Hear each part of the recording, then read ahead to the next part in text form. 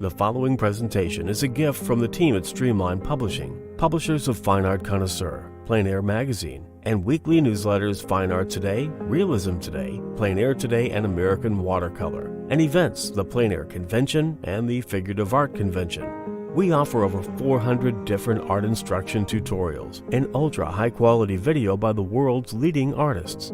If you like what you see, help us support our artists and our team with your purchase. Each video aired has a special discount code for today only in the comments section with a link to the video offered. And to see everything we do, or if you want to receive notice of new releases, new products, and new events for artists, simply click the other link, which says, "See everything we do." Thank you. Hi, I'm Eric Rhodes from Plein Air and Fine Art Connoisseur magazines. This is a time to take advantage of an opportunity to learn and grow as an artist. If you want to learn landscape painting, we've got a good one for you today. Bill Davidson with Landscape Painting Secrets.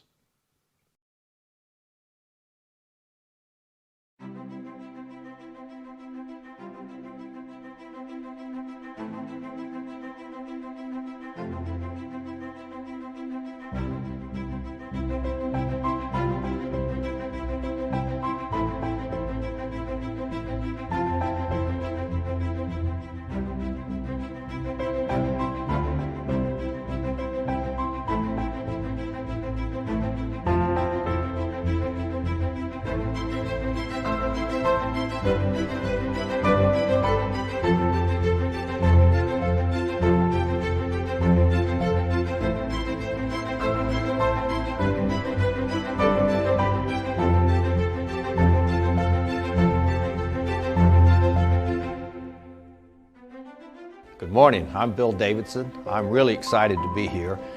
I'm going to work on a process on how to paint clouds and skies, but it's more importantly going to be about the process, and we're going to come down and bring it into a marsh.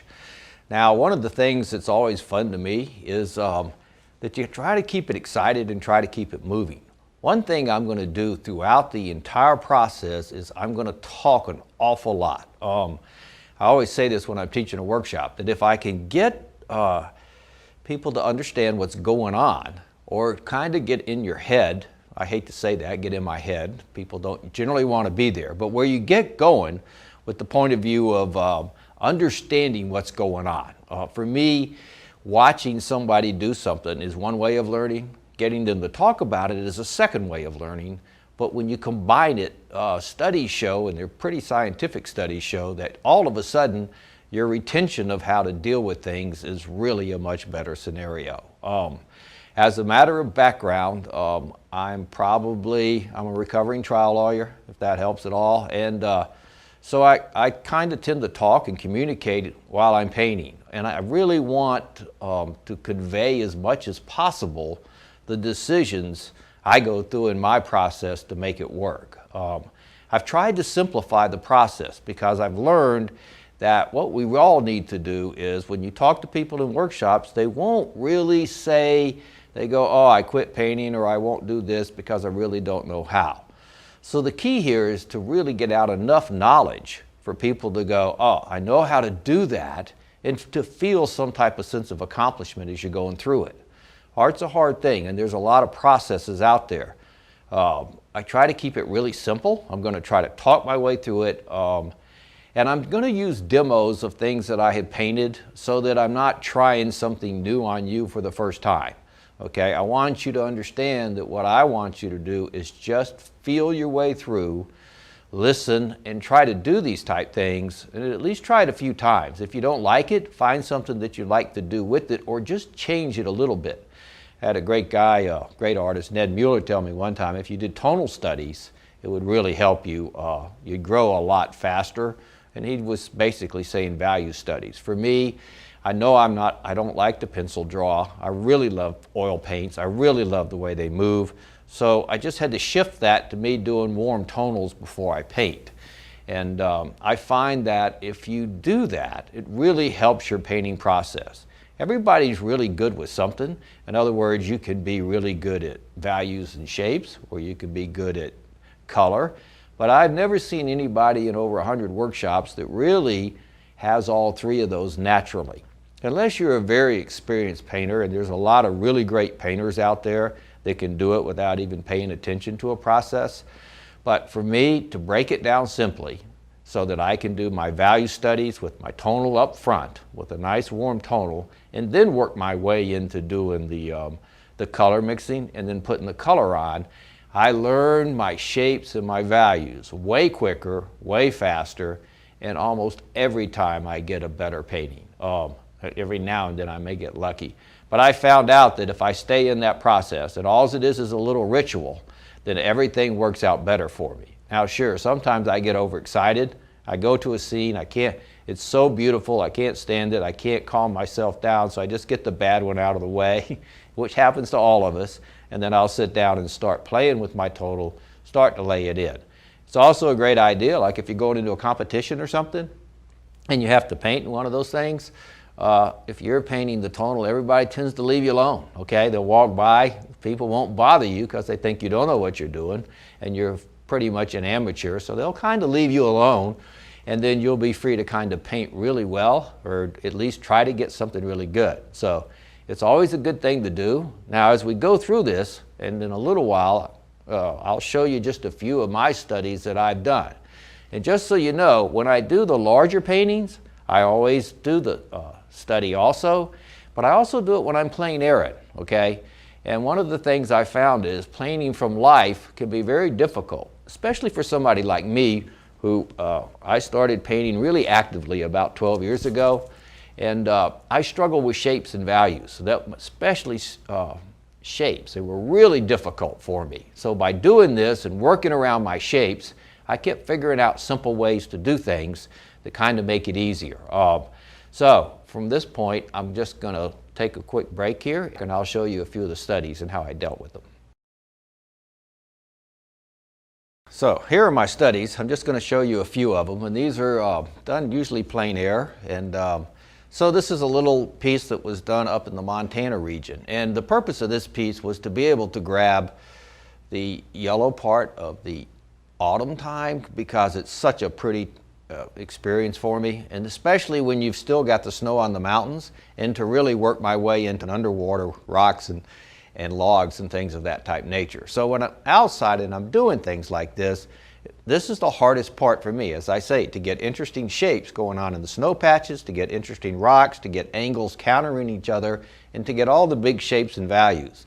So once again, I probably would have done a tonal, actually I'm sure I did, just to be able to relate these things and try to get all these shapes to be interesting. The key to the painting is always, how interesting can I make the painting?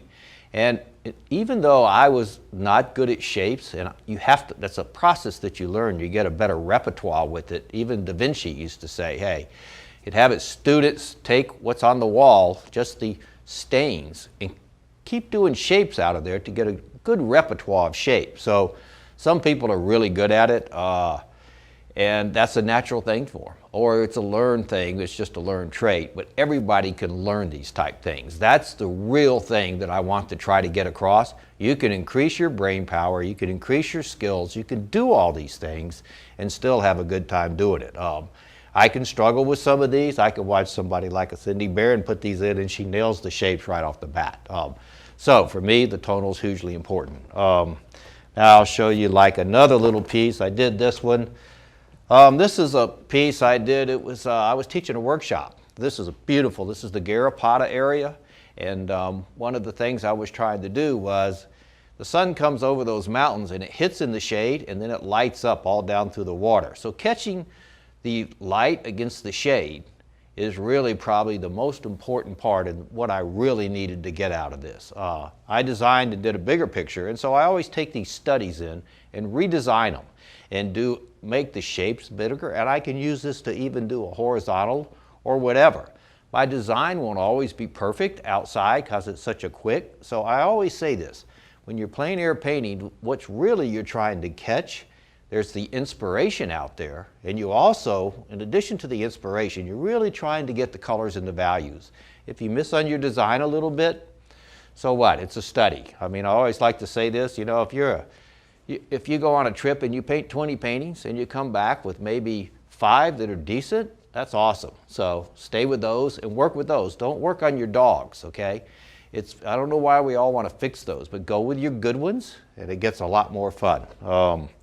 As I keep going here, here's another little mountain piece I painted. This is up in Moran Valley in the Rocky Mountain National Park. This was just painted about a month ago. It doesn't have any varnish on it or anything, so it's still a little rough. There's probably a few touch-ups I could do. It was an interesting day. That really good artist, Michael Lynch, I don't know if y'all know him, but I would look up his work. He was painting that day too. He really got a beautiful piece, and what I really noticed about the way Michael paints is this. And he talks about it, it's getting like a poem, or just the feeling and the experience of that day. How do you get like some type of visual rendering of a poem of what the experience was like? So that becomes one of the things that I just really find important. Then I have, so if I go back, I can go back to Garrapatta again. This is like a 12 by 24. Another shot, and it's because I love this area so much, and when you're teaching a workshop, it's so nice to be out there. So just picking up the light to shade against and the way the atmosphere moves back. So I use these to create bigger pieces. So this could go to like a 24 by 48 or something like that. And just so that you're in the scenario where you're thinking this way, once I have this and I start to build a bigger painting, I can redesign the shapes again. I'll always do my tonal first. That way when I go in, I'm pretty sure my shapes are going to be good and everything's going to be, it's a lot easier to put that color on when I know where I'm going. So as I go, and they come in all sizes. So this is just a smaller piece, a quick piece I did of the Tetons. It was a fall time, and I was really just trying to work on the atmosphere and catching a few things like that. These are really kind of fun to do, but these are valuable, so they're really kind of the type of thing that you can use later on. This was just one I did at the Olmsted Park, had all those painters in there painting a big event in Atlanta. I don't participate in it because I kind of act as a little bit of a help to them. And so what I did here was we went down and there was a few painters down there, and I just did a little painting from down in the woods. It's just a fun little thing to do. Took about an hour and a half, and the really fun part was there was a bunch of artists down there laughing and talking, and just Colin Page was down there, Regular Rock. So it was really a fun type scenario. I'll show you a little bigger painting that I did. This is, and this will be what we're going to get to this now, because this is going to be what we'll be working off of today.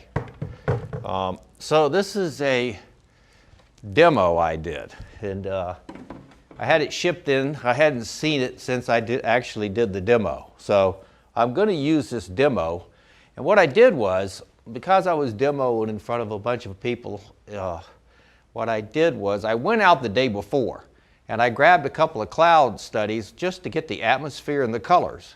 And I never finished that painting because a storm came in. So when I got ready to use that demo, I had this little piece about probably 11 by 14, and I just used it to get my colors there. So this painting probably is not really totally brought to a finish yet, but I'm going to use it as my study, my color study, because I'm a firm believer in this. You can't paint colors accurately unless you're outside or you have a study to work off of. If you're trying to make up studies, it's very, very difficult to do. Okay, so that takes care of a few of these studies. So now we'll get ready to get on with the process of my process of working my way through how to actually get some type of painting.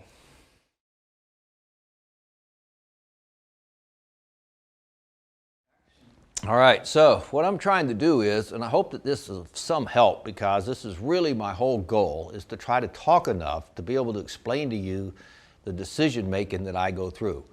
Not that I've been around some really good painters, and I've watched them and listened to them and kind of learned from them and been able to kind of figure out a little bit about how maybe their mind works in certain decision making process. The great thing about all this painting is you never get there. You run into somebody new, you learn something new, keep it fresh. It becomes really fun. So you go from novelty to nuance. And one of the reasons I chose this type painting is I want to be talking about clouds for this reason, clouds and lighting and the nuances you can find up there, then work my way through the marsh areas because it become really fun to paint and get some of the light reflected down in the water. But it'll be interesting just because the clouds always move. So this is one of the funniest things that happened to me. I was teaching a workshop in Macon, Georgia, great group of people. And they were going, okay, when we're going to have the cloud demo. Beautiful clouds were coming by all day. Everybody got set up behind my car. I got ready to do the demo and looked up in the sky and there were no clouds left at all. So one of the things that you always have to do is, I firmly believe that making up your shapes, being able to create the shapes, is when you really see an artist start to move to another higher level. So when you're teaching the workshops and you go, the clouds obviously are not going to stand still. So being able to teach people how to make their shapes up in the tonal is one of the greatest learning experiences, because a lot of the things need to be designed, and clouds, running water, things like that are perfect opportunities to step in and design. So when I get into something like this, and what I've done is I'll be working off the color from that other painting, that demo that I did. And what I'm going to do is, I took there's a couple of apps out there. And this is a fun thing to do. This one's called Art Set Pro. And what I did is I took a picture of the painting that I had there, and I went in and I just redesigned all the shapes. And you can do this having coffee in the morning, whenever. But it's not copying anything. What it's doing is training you to redesign and how to play with your shapes. The more interesting you can make the shapes, the better off the painting becomes.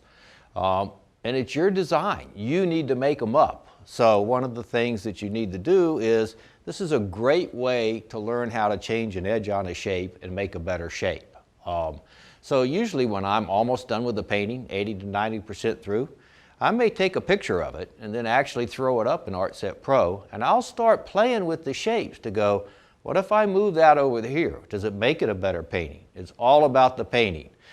If I move this over here, if I move this farther out? It's always interesting to me in a workshop, if I'm playing with things like that on a big canvas and people are watching, if I change a shape and I go, is it better or is it not? Everybody will always, almost unanimously agree that that's a better shape and that therefore it made a better painting. So doing these type of things, now look, you can get carried away and you could be in there forever. You could change shapes for the rest of your life. At some point you just got to stop and move on. Perfectionism's a killer. So if you're trying to be perfect, it'll just almost keep you from painting. There was a great study they did one time where they told one group of students to paint everything from just a whole bunch of paintings, and then they told another group to actually paint one piece and make it perfect. The group that painted more paintings and didn't try to get it perfect came up with a better painting. So, but this is kind of how I work my way through it. So what I'm going to do is I'll be using this because I now have my shapes, and I want you to see why I dealt with them. And as long as the shapes are interesting, it'll start to make a good painting. So what we'll do is we'll start to throw up some paint here. I'll show you how to do my tonal, how I do one. And then, it's always fun to try to paint along. So I noticed one time, I used to play golf, that if I watched the pros on Sunday and I went to play golf during the week, all of a sudden I played a little better just because I was watching their type strokes. Now look, we all have our own style. And you can go to a teacher and you learn a few things and you'll look like them for a little while, but everything becomes your own, okay? As long as you're not copying identically, it will become part of you. And so as you go to workshops and you meet people and you continue to learn, every little part you start putting it into your own. But it's very difficult. It's almost like your signature. Your style kind of finds you, and when it does that, it's interesting. I never tried to develop mine, and most really good artists that I've run into, they didn't try to develop it. It just kind of came to them. So I don't get too worried about that. I mean, somebody told me one time, they said, I tried to copy your stroke. They said, I can't do your strokes. You're not supposed to, and you never will. So the great thing about this is you don't have to worry about it. All you have to do is paint. You don't need to be sitting in a room one day for 3 hours going and figuring out my style right now. Whatever you'd love to paint is the first question, and how you'd love it to look. If you can get to that, then everything's going to come to you. So what we're going to do now is I'm going to move this over here, and we'll throw up a canvas and we'll get started. We're going to go ahead and start to lay this out. Now, one of the things that really gets fun here is I'm going to try to keep on talking all my way through this thing so that you understand it. And you may get tired of me talking, but it's one of those things where when I was really trying to learn, I was going, please talk, please talk, please talk. Because I think if you can figure out what's going on or why those decisions are being made the way they're being made, then at some point in time, I mean, with a lot of practice, all of a sudden you get to the point where you can do it, okay? At first, it's not as easy. It's always interesting to me when we're painting a marsh and we're in a workshop and we'll design some type of unique marsh and the water running through it. A lot of times you can see why people struggle with shapes. It'll almost look like a road running down through there. And that's just at first, because like I say, I was probably the worst starting painter that ever started. And so it's all learnable. There's no magic fairy dust that they sprinkle on you that goes, oh. So the great thing about that is it's all within your control, as long as you stay excited about it and keep going. So I'm all excited because I get to paint. And so I'll be here getting to lay this out. Now the first thing probably that everybody wants to do, and people approach this differently. The reason I'm going to do the tonal, once again, is to lay out my shapes, get my values in there. Now look, one of the nicest things about this is I've had people in workshops paint an incredible tonal, just gorgeous. And it looks, you know, it's just like doing a black and white TV except in warm. And they go, I don't want to ruin it with the color, and I'll tell them just to put Galcid light over it or something like that, let it dry, and then they can put the color over it or if they want to, or just start with another painting. So the first thing I'm going to do, and I'm going to try to talk about this from the point of view when I'm outside and also inside. So if I come back to here and I go, okay, the first thing I do usually when I'm outside is I'll go in and set my horizon line, which is fairly simple. You just hold out right at your eye level and you'll be able to set your horizon line kind of close to where I'm headed, okay?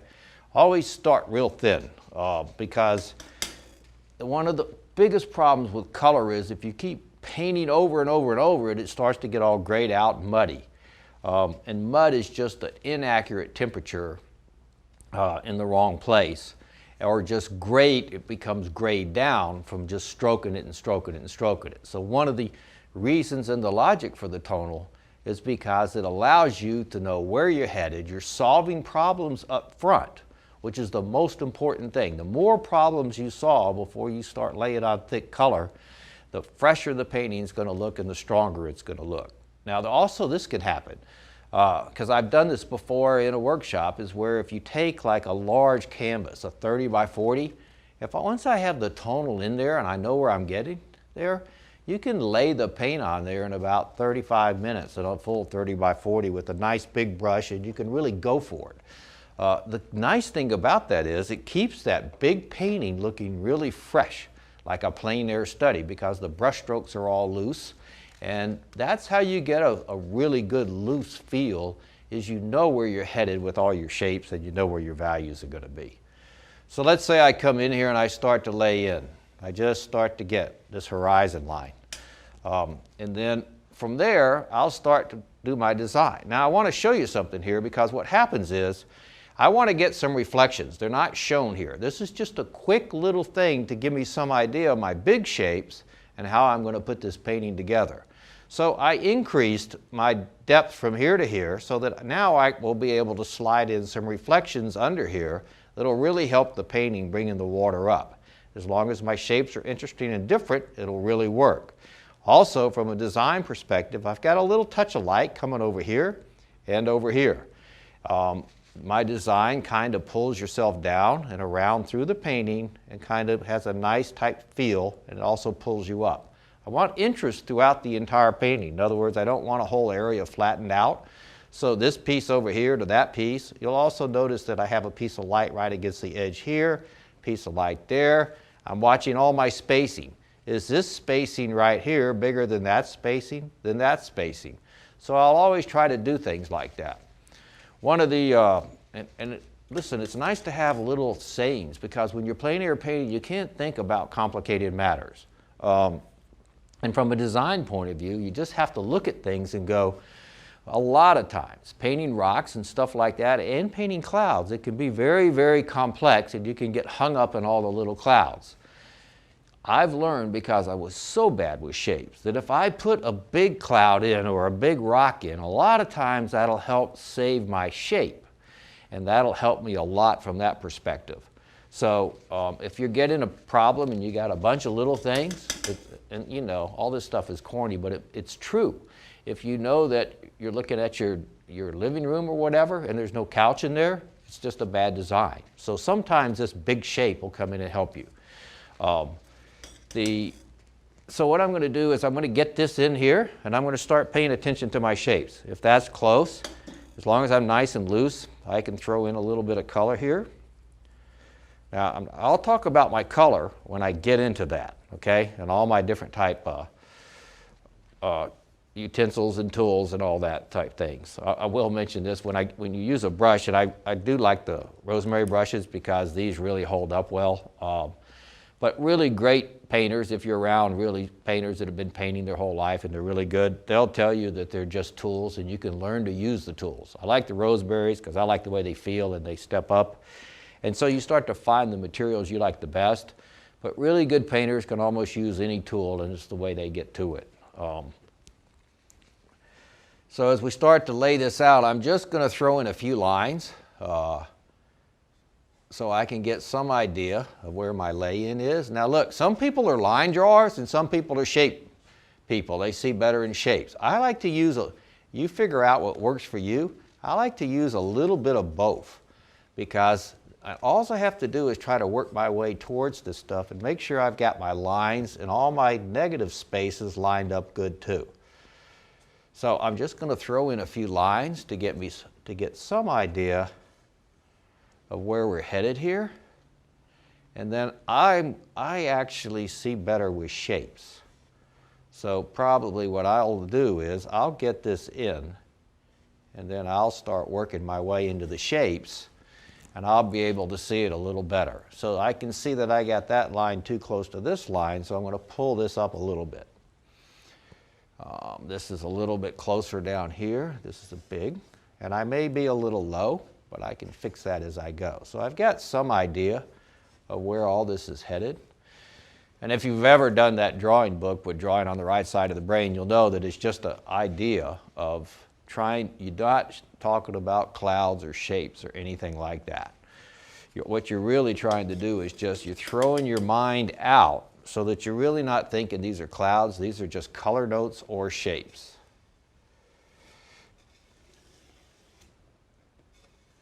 I have a tendency to get paint everywhere. All right, so as I start to go here, now what I'm going to do is I'm going to start to stay in my midtones, okay? So I'm going to stay kind of close in values. One of the things about skies is it's just so light that what you want to do, a lot of people paint them too heavy. So get really careful that you keep your values up nice and light, so what's down here actually becomes heavier and sits on the ground plane. So if I start to throw in some of these things, you don't want to get anything too thick like I just did. So look, it gets very easy to do this, to get these things off. Make the line. All lines should be interesting. So that line was a little bit stayed because I did it. And so all I'm doing now is getting in a couple of more lines so I can see where I'm headed. All right, so if I pull this up, so what I'm doing, these are at the same spot. So what I'm doing is I'm pulling this up a little bit. And what that's going to do is offset so this one moves back a little more. Once again, this line here is going to be a little bit bigger here. I'm watching all my spacing. This line's coming in here, right where that, I'm trying to leave that space there, because what I'm going to do is I'm going to pull in the light from this cloud and reflect it down into the water. Okay, so now it's very easy. People can very easily get lost. So what if I'm out there this may not look anything like this. It may look entirely different. What I'm doing is I'm working my way into a design. I'm going to switch to a bigger brush now. All I'm trying to do is work my way into a design that's going to work. And I'm going to design whatever landscape's out there, unless it's something like, if you're painting something where you want it to look kind of reasonably like the Tetons or something, you just pick the salient factors, okay? Go for the big things, and then don't get too worried about it. Because what happens is, especially on a mountain painting or something, the shape of the rocks are going to change like every 10 minutes. So the shade's going to be missing. And so what's going to happen is, it's just going to change, and all the shapes are going to change like every 10 minutes. So you still have to design everything. And once you start to figure that out, your paintings, like I say, everybody gets really better when that happens. Because all of a sudden you can do that. Now, I'm using, I can wipe out. One of the things that I found is, because I'm not great with the shapes, wiping out the lights, especially on a big rock pile or in the clouds, is really helpful for people that struggle with their shapes. So if you're one of those people like me, where that's a real problem, then being able to wipe them out really changes. Now, as I go back, I'm going to get a little bit lighter. And I'm just using warm colors, okay? Anything to me that's warm right now, because if I've found that warm paintings tend to be a better feel for me. I like them better. They also tend to sell a little better. And so what I'm trying to do is, if anything shows through on this canvas once I get going, I want it to be a little bit of warm. I don't want it to be a cold color, because I'm trying to get close to a landscape that's going to actually be something that I can recognize. Now, as I start to go, I'll just keep playing with all this. Now I'm going to get really light. Because once I go from down here and I go up into my sky area, okay?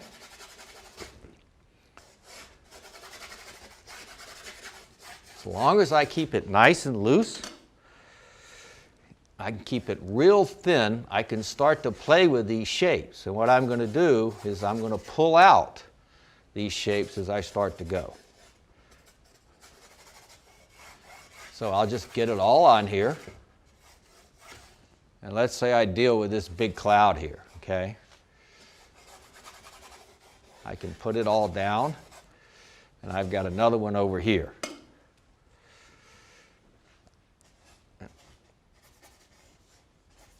Now, one thing I've learned, because shapes are so difficult for me and so hard, that what I've learned is I don't have to redo, and I think let me explain this. I think the reason for that is this. If I'm in a scenario where I go, oh, the shapes are bad, and I'm changing one shape, it's always affecting the negative shape. So you can't think about two things at one time very easily. So one of the things I've learned is, if I just get on the edge of the shape, once I get a shape in there, if I just get on the edge of it, I can change maybe just a little piece of it, and that'll solve my problem. Okay? Now I'm just going to get a hair darker. So let's grab a little bit, another warmer color. Once again, I'm staying all in warm. The underneath of the cloud. There's a great drawing landscape. It's a book, all these books are on my website, but it talks about drawing the landscape, and the guy does a really good job of laying out designs. I can't remember the name of the book, but I can tell you this, if it's one of those things where it's on my website and it's easy to find, it's a drawing book, and it's about drawing the landscape. So it's very nice to read things like that, because the guy did an incredible job of talking about how to design a real estate. And you know, of course, you can add that to all the Carlson books and the Edgar Payne. Edgar Payne's a little obtuse in his writing, because I don't like it when people use big words to describe the painting process, because it's very difficult to remember. And like that coach from Seattle Seahawks, he's like, keep it simple And that's one of the things that we used to do as trial lawyers. How do you get it to like a 6th grade level so people can understand it? Now look, that's not saying all us artists are at the 6th grade level, but why make it complicated when you can actually make it? And I always say this sometimes when I'm actually teaching a workshop, I'll say, I'd rather you be able to understand what's going on than for you to be in a scenario where I have to paint a great painting and you have to sit there and watch me and you have no idea how I got there. That's presuming I can paint a great painting. One day I'll get one of those done. I'll be really happy. But here's the fun part. I'm painting today, so I'm not going to worry about it. And look, that's part of the process. Don't ever get any judgment about yourself. Oh, I'm just no good. When you start to get there, remember, it's all about, I can do this. All I need is good education. I need inspiration. I need friends, those type things, and I'm ready to go. Okay, so I've kind of got an idea. I'm getting there. All I'm doing is feeling my way through this. Look, I do this in every painting, plein air, whatever. And it's because, here's the funny thing. If I raise even my horizon line, sometimes it just totally affects the painting for the benefit of the painting. Now the blue sky, a lot of times, and look, these are just guidelines, okay? When you're out there, and you can paint the exceptions. People go, oh, well, that's not always like that. So they go, it doesn't make any difference. You're not looking for the exceptions at first. The more you can get the nuance, the better you get. But at first, you need to get what's really going on, okay? So what I'm going to do is, the blue, a lot of times, in the sky, will be close in value to some of these midtones in the clouds. So it's a temperature shift. Now, I had an interesting conversation the other day with Michael, and it's funny, with Michael Lynch, that about, everything needs its own shape. So the funny thing is, when you're teaching a workshop and you walk up to people and you go, you can tell right where they got lost. It's almost so easy to do that you can just walk up and go, okay, this is where you struggle. And they'll go, how do you know? And you'll go, well, you can see it in the brush stroke. You can see that the shapes are all fuzzy. All kinds of things start going on there. Now, all I'm doing is covering in the blue. And look, I'm training my head to be thinking about these problems before I get into really putting all the color on. So now I'm just starting to lay back in some of the blue areas, and I'm going to use the rag to pull out my lights. How I get this on, and this is funny because I like to say this, get all your licking out of the way now. Because at some point when you get ready to put on the color, you can't be up here and just keep going like that forever. So I'm just getting some of this out of the way. Now I'm starting to get some idea where I'm headed. And you can use a rag, whatever you need to do, just to get this stuff on here in a fun way. Don't get to this angle. Always think about this. As I'm designing, all my angles are really important. My stronger angles are always up here in the sky and down here. As I get closer to the horizon line, everything levels out. So it's easy to go stronger angles top, stronger angles near the foreground, and start to level out. Once again, it's just a general guideline, but it's a nice guideline so that you can start to get perspective on what's going on from a design point of view, and then you can get into your color perspective later on.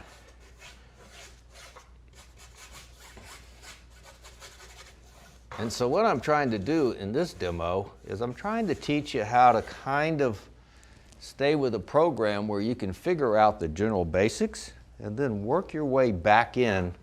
Everything's an exception. So like if I put the light back here and a little darker in the foreground in the water, what it'll do is it'll sit this water down up front and then start to move back what's going on back there. Now you can reverse that. You can reverse that and get your light up front here. but it's a little more difficult to do. And you can do that. And look, there's a great guy that painted water, a dead guy, a guy named Fritz Thalo. Now, I'm going to go a little darker up here and just start to throw in this shape. The nice thing about this is you don't have to be dead on accurate. You can start to get this in, and then sometimes you will get a happy accident. I guess that's a Bob Ross statement. You'll get a happy accident from something like a shape that turns out even better here. And so your key is to recognize, is that a better shape? So when you talk about shapes, the key once again becomes, how interesting is it?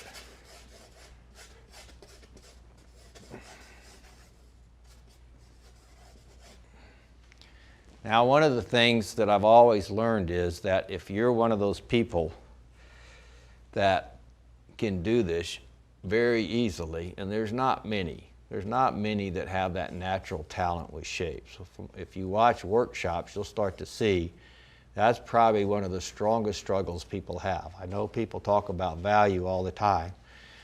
But value is something where if you nail it, it just creates your light effect really strong. And we'll talk about that as we work our way into the color. Now, one of the things I want to talk about is the design here.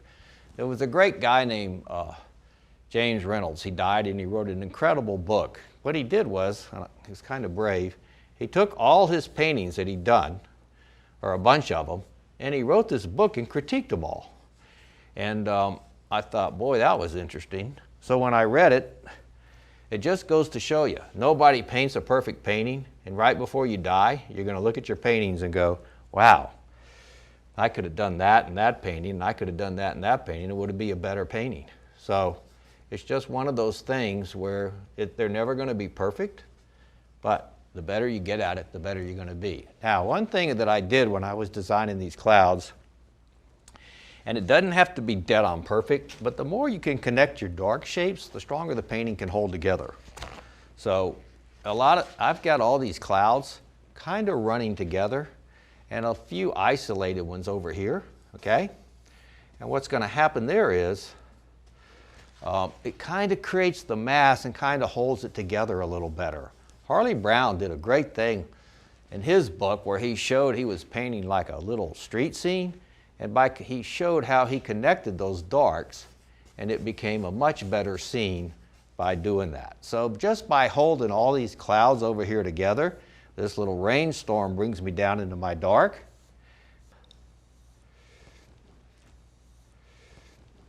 So it kind of connects all that. So from that perspective, what's that doing is, and look, I'll get more detailed when I get into the painting and slow way down. But by connecting the darks, you have a tendency to create a more solid mass.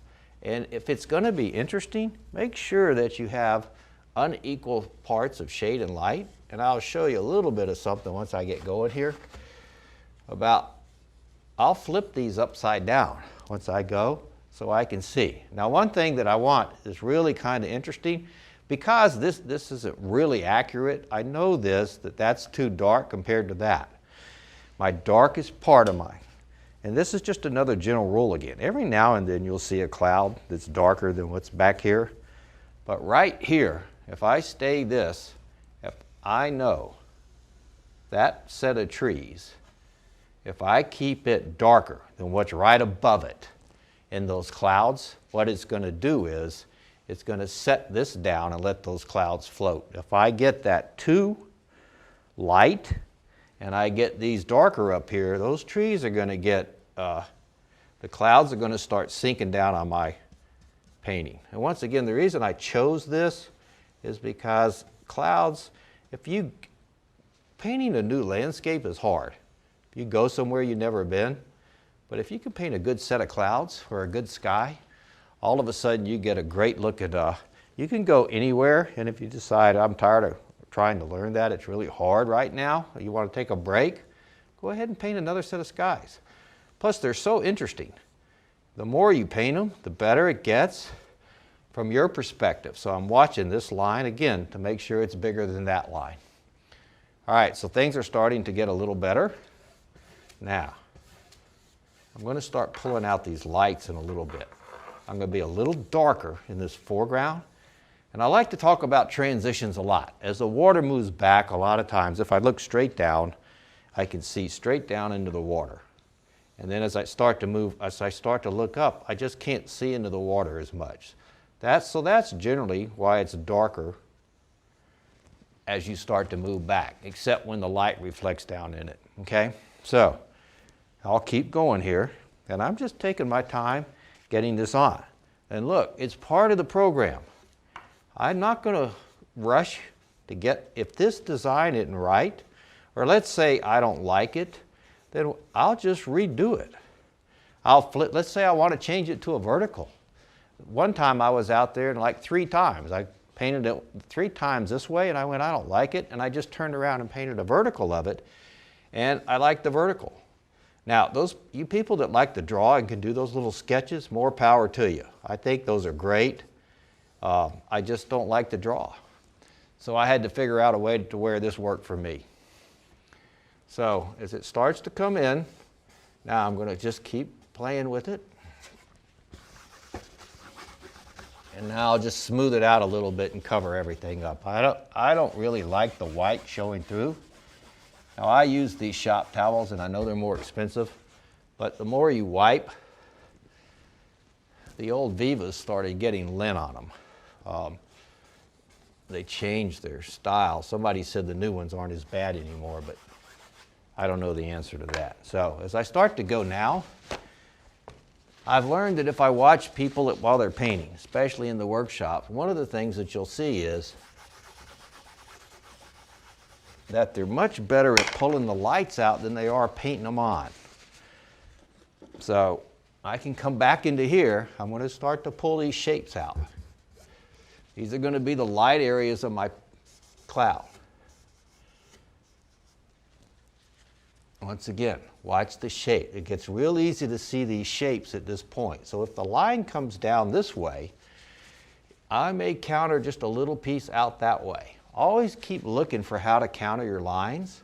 I had a funny shape up there, so I just changed the shape now. It started to look like a little bit of a rectangle. Now I'll start to pull the cloud over this way, go up like that, come down in here. I'm going to have a focal point like right in here.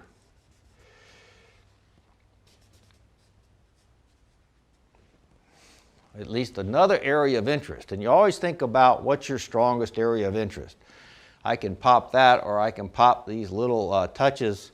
When I start to put, if you start to put birds, people, or animals in there, a lot of times they're going to pick up the primary interest. Now, I'm just starting now. I'm going to start adding in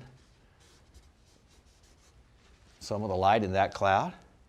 And it's interesting to me that in this landscape book, the guy always talked about, he goes, it's much easier to think in terms of 3s when you're doing anything. So a cloud may have 3 shapes. Now this is an oversimplification, but if you start to get 3 shapes in, like in other words, a dark, a medium, and a light, and you think in values like that all the time, what happens is you start to get form and you don't overcomplicate it. Overcomplication at this stage is not helpful to you.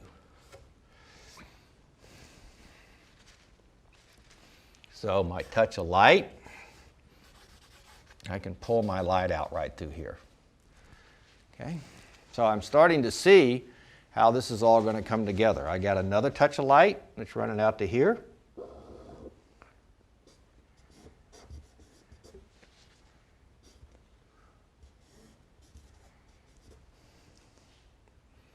Shape, a little more dark, it sits up in here. It's always interesting if you watch like really good painters, at this stage, a lot of them look like you go, what are they doing? And then you start to realize they're in their mind, they're just working their way through all the problems that are going on in the painting. How do they get a better shape? How do I do this? How do I do that? These type things really start to help. Now see, if I had started all this with color, I would have had to have been real careful. And look, really good painters can do that. Although I still think, at least for me at my stage where I am, is I still get better paintings. Even if I think I can do it without the tonal, I still get better ones if I do it with the tonal. Just works out better for me. That's a little low, and I want a little more angle to it at this stage. Now, one of the things that's starting to work is I've got a perspective thing going on here. I've got bigger clouds and stronger angles up top. As I get closer to the horizon, everything's going to start to get smaller. Okay? So, once again, if I talk about the thirds, the dark part of this cloud is going to swing around right through here. That's a little dark. My line has to be interesting again. And this line is connecting a little bit here, a little bit up in there, those type things, okay? I don't have to be dead on perfect here, but I still want to be able to get something in here that is going to be close enough, or once I start to get the color on, I've resolved a lot of issues in my head, and I worked my way through this.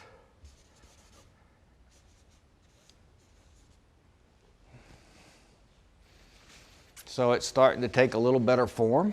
I can see this line here, needs a little bit of a rise. And as I'm doing this, I can also start to go, okay, what if I change that when this one starts to look better that way? So it's at this stage, what you're doing is you're training yourself to start recognizing what's a good shape, what's a bad shape, and what is a good value. And if you're doing this in color, people have a hard enough time seeing color for what the value it is. In other words, yellow always looks lighter than it usually looks. And blue, like ultramarine blue, is always going to look darker than it really is. So by just staying in these neutral warm tones, you start to really see what value really looks like and how it really affects a painting, and what shapes really look like and how they really affect the painting. I'm spending a little extra time on this so you can see it's still real thin, but it's just one of these things. I may drop that line down so it's not so straight. Okay, so as the more I play with this, the easier it gets to see. And when I get ready to go into the color, the nice thing about this is I will have already worked out most of these issues. This is a little steeper line. This one's going back up that way, more that way.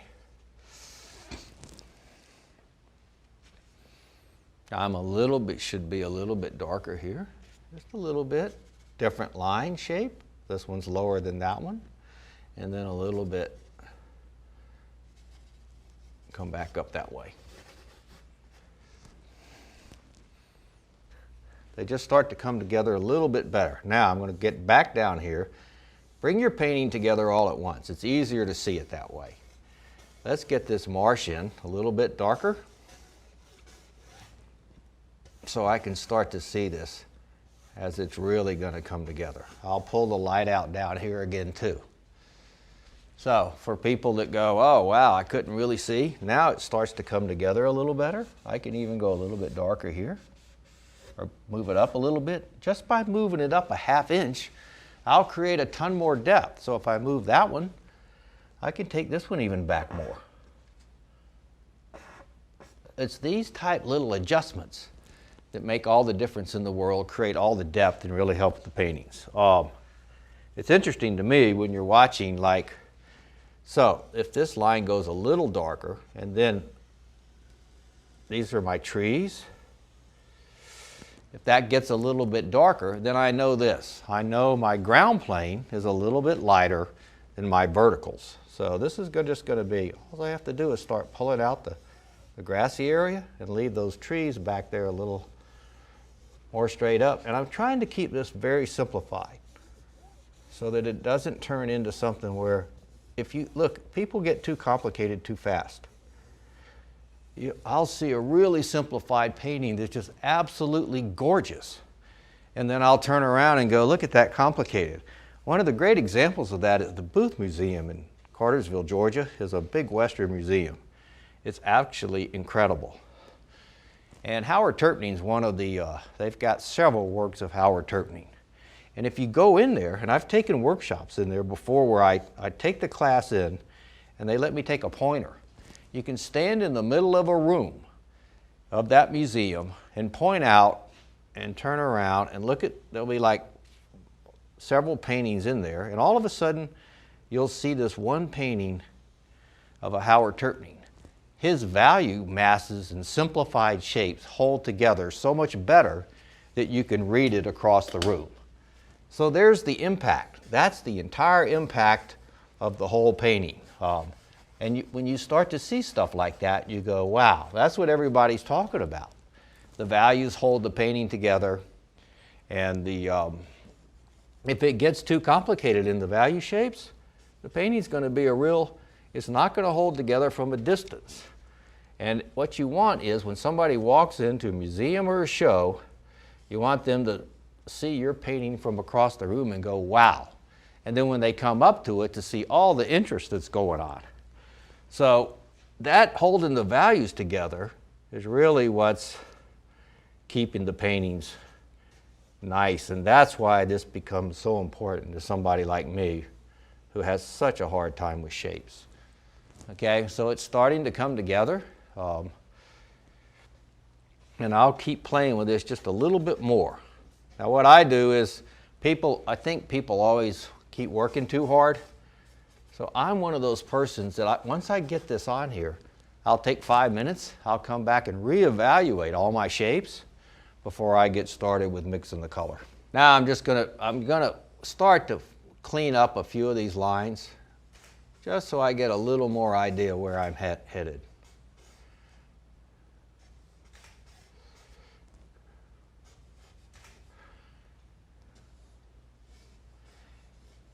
These little nuances become really important at this point because I'm just going to make sure, once I get started with the color, once this stuff is all on here so nicely, it gets really easy to fly through the painting and make it look like, boy, it's so much fun, there's so much interest, and not to overwork the colored strokes once you get them going.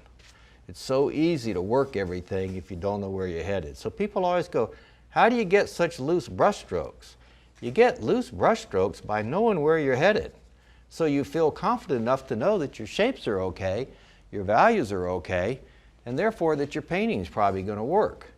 If you go on here and you start putting color on here and you have no idea where you are on your shapes and where you are on your values, what's going to happen is you're going to be in a scenario where you're just not going to feel confident enough about it unless you are, like I say, highly advanced or a really good painter, or you know where you're headed. So that's just one of those things that for me, I don't know if I'll ever be there. So I'm so happy to be able to have something like this to help me get all this stuff squared away before I get in here. Now look, does it work? I think it works. And so did I test it? Yeah. I started entering national competitions to see what I could do. How did I compare on a national level? I don't enter very many of them anymore, but from that point of view, once you realize you're getting in stuff and things are working, you start to go, it does work. Things are working. Things are starting to work. And you start to realize these things are important. Now, if you're one of the people that's good at color, and this is embarrassing for me to say, but I got to say it anyway. I had a gallery owners tell me, oh yeah, shapes are the most important thing. And I had great artists tell me, oh yeah, shapes are hugely important. But because I wasn't good at them, I didn't want to believe them. So this is what you do in your mind. You convince yourself somehow they're not as important as what the rest of the world thinks. But they are. They're hugely important. They're those things that really make the painting, it's all about the design and painting coming together. So, and I know I'm talking about them a lot, but it's important because it's so one of those things that if the design isn't right and this part isn't right, that you're actually in trouble. So see, if this line's too flat, I can change this. Now you're probably going, well, he's just redesigning everything. Well, how do you know? These clouds are never going to stay there. And look, it's all about the painting. It's my mind. Some guy walked up to one of the painters. This guy told me a great story. This guy walked up to him and said, "Hey, that doesn't look anything like what's out there. Or, that doesn't resemble what's going on." He goes, "How do you know what's going on in my mind?" I thought that was a great line. And look, nobody's going to know exactly what you were looking at once you get this thing going, okay? So if it's some type of, like I say, if it's the Tetons or something, or there's some salient factor, just all you have to do is get a few of those mountaintops on there and it's going to work. So look, I'm kind of playing with it right now because I'm starting to have a little bit of fun with it. To go, what if I get that up into there? What if I change that? What if I change that line? What if I play with that line? This shape here, see how it's so bad? It's almost like a rectangle right through here, okay? So this is a line that's too straight for one. What happens here is, this cuts in here, and this cuts in here. And so this cloud shape, the white, the lit up part also has a little better feel to it. So it's a better shape. It's just a better piece. If I get it down like that, it comes in better if it comes in here a little bit, okay? This piece comes in. Now, the interesting thing is, see, if I take this piece of light back into here, I'll try not to stop it where I'm stopping this piece of light. So, and people go, "Oh, this is kind of you're over fussy with what's going on." This is what's important. This is what starts to make it work. So, I'll come back in here. This shape here is weird. This black line, it's still one of those things that doesn't look quite right. So this cuts in a little bit. This cuts down a little bit. And then this cuts up in here a little bit. And it's this line and this line are at the same. Whereas up here, really, this line cuts in this way a little more. So it changed up here so that it wasn't all lined up vertically quite like that. Now, as we start to go, this is not a dark up here, so that'll help that. Try not to get your darks and your lights too high up, because when you put frames on it, and it's interesting to me, when you're judging a national competition as for what gets in or not, there was a lot of good paintings I saw when, that you may see, and somebody will all of a sudden have a big bright white light cloud right up here, and it hits, and it just draws your eye up there and you get stuck up there. You're trying to get down into the painting. Also, while I'm thinking about it, everything you want to be directing into the painting, okay? Now, you'll see this all the time, directing out. If you soften your values, there's tricks and things that you can do to take care of that. But if you soften your values, that'll take care of it, things like that. But at first, pay attention to keeping all your lines going back into the painting. People even talk about them, really good painters, like hooks that swing you in. Anything that swings you in that helps you with your painting. So there's no light here. So it's starting to make some sense now. And it's starting to get to the point where it's really fun. Now, at this point, I'm so close. What I'll do is I'll step away from it, and then I'll come right back in, and then I'll put the final touches on this, and we'll start mixing color and talking about color mixing and how to go from there. Okay, so what we're doing now, we're just gonna, I kind of like to I took a quick break, and I want to get some fresh eyes on this, so that even if I have to walk away for 3 to 5 minutes and go bother somebody I'm painting with and really trying to bother them about how their painting's not going to come out and they've got a bad design, I'll come back over with some fresh eyes. It's really fun to kind of play with your friends and just mess with them a little bit. So what I'm doing is I'm looking at these two lines. I'm going, okay, make sure this one gets a little farther out, okay? I could maybe move this over a little bit. Now, as you noticed, I've gotten rid of my design, and if I'm plein air painting, I won't have my iPad or anything like that to work from. So I'm going to move this over just a hair, just to kind of slide me over a little bit closer, okay? Because everybody knows the things about focal point here, here, here, here, and how you lead your way into the painting. Most Americans read left to right, so what they want to do is move in.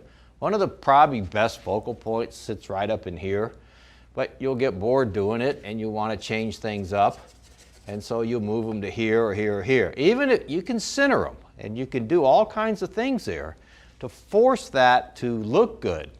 And look, sometimes when I see them centered, it's incredible. But I also may take a painting where it's centered, and if I move that focal point around, if I pull up it still looks better in one of these offset areas. Like I said earlier, all my trees at first looked like the Supreme Court building, so they had no interest to them. The more interest you get in the painting, the more variety, unless it starts to get too confusing, you can overdo it. But my experience is most people just don't get enough. Unless they're playing down in these reeds or something like that, it tends to get way complicated. So now let's just start to put in a little more, just a little more interest, so I can start to see. So if I get this in, what if I slide that out? Now I get to play a little bit. I get to go, now I'm leaving a little bit of room for reflection up in here. Now, remember, if we talk about this, in the landscape, the light source usually almost always comes from the sky. So if you're thinking about the Carlson book and those type things, it's just real easy to remember. Trees are vertical, so this would be almost simulated tree, okay? So they're darkest part of the landscape. The light source is the lightest. This may be the second, next, okay? And as things tilt a little bit, it becomes the rocks and the mountains and things of that. Now that's an oversimplification, but it's good to keep, because people will get up in here, they won't get these reeds dark enough where this area is, and then what they'll do is, so if you start keeping that in mind, and they won't get those back trees, and a lot of times they'll get sometimes the marsh right here on the ground, they'll get it a little bit too dark. So remembering these type things, whenever you start to get in trouble, see, I always go this. If I get in trouble and something's not working on my painting, so see I got that a little too light, what I'll do is I'll think back to myself, what would I say if I walked up to somebody in a workshop, and I can pull myself out a lot of times from a problem that I may have that's fairly simple, I'm just missing it, okay? Now we're talking about representational art here, but we're also talking about abstract design. One of the greatest things about this is every good piece of representational art has a real strong abstract design underneath it, okay? So I may have a little bit of these reeds coming up front here, okay? And all I have to do is get on the edge out here and go, well, what if I don't like that shape? Now I'm not going to put a real strong dark right here at the bottom. I may have some up here, and I can play with color to make this bigger, some reception, some recession going on, and if I pull back here, I won't have all my reeds going, and I'm going to talk about that, how to paint a real strong foreground once we get going. So let's say I get a little lighter right up in here, and I could right underneath those reeds where there's a little more shade, and I may vary this line just a little bit more. I may get a little bit darker down here, especially towards these areas. And then I'll let my light start to come right down in through here. This needs to go a little darker. And the nice thing about light is, it starts to, I can just smooth this out a little bit more. When it comes down, it's going to come down, and then it's going to disseminate out just a little bit more, okay? Light disseminates nicely. So if I'm picking up some of this cloud stuff from up here that's going to be all lit up, I'll just start to play with this. I may even go, if I need to pull off a little more, I'll get a little lighter. Because what I'm trying to do now is just get a feel for how this is really going to look once I start to get up in the painting. I had a touch of light.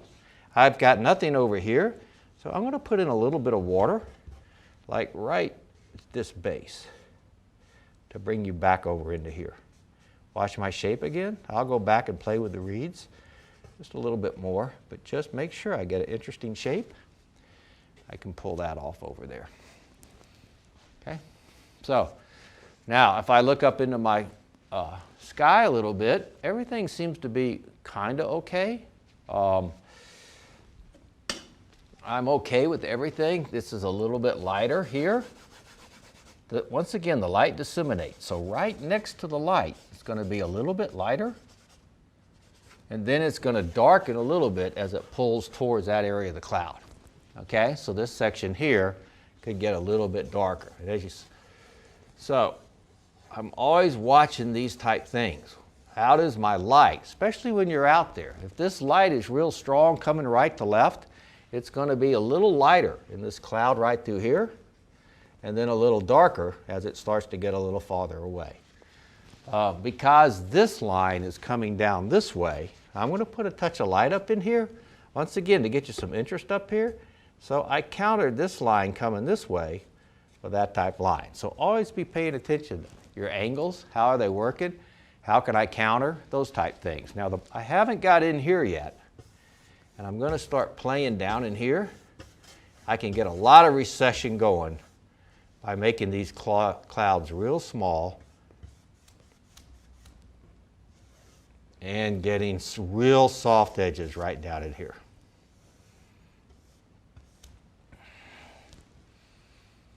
So just by adding that, then once again, I've got to be careful of my shape. So I'll get down in here. I can't get as dark. This is tree line. Now watch, if I just separate this just a little bit, the ground plane will lay down flat, and that tree plane will stand back up back there. You always see this in these marshes. It's really kind of fun to paint down in those things. It's really just a great little thing to do, because you can start to see that. But see how I just separated those values? And so I come back in and I darken this value a little more. Now what happens is, once you've learned to do stuff like this, what you'll do is you'll start going, okay, I know where I am, I can get started now. So the old pull out the light again, let's darken this just a little bit. Even if I do it with just get some paint on there, do it with a paper towel. And I know this looks a lot, you know, what I'm doing is I'm just making things happen.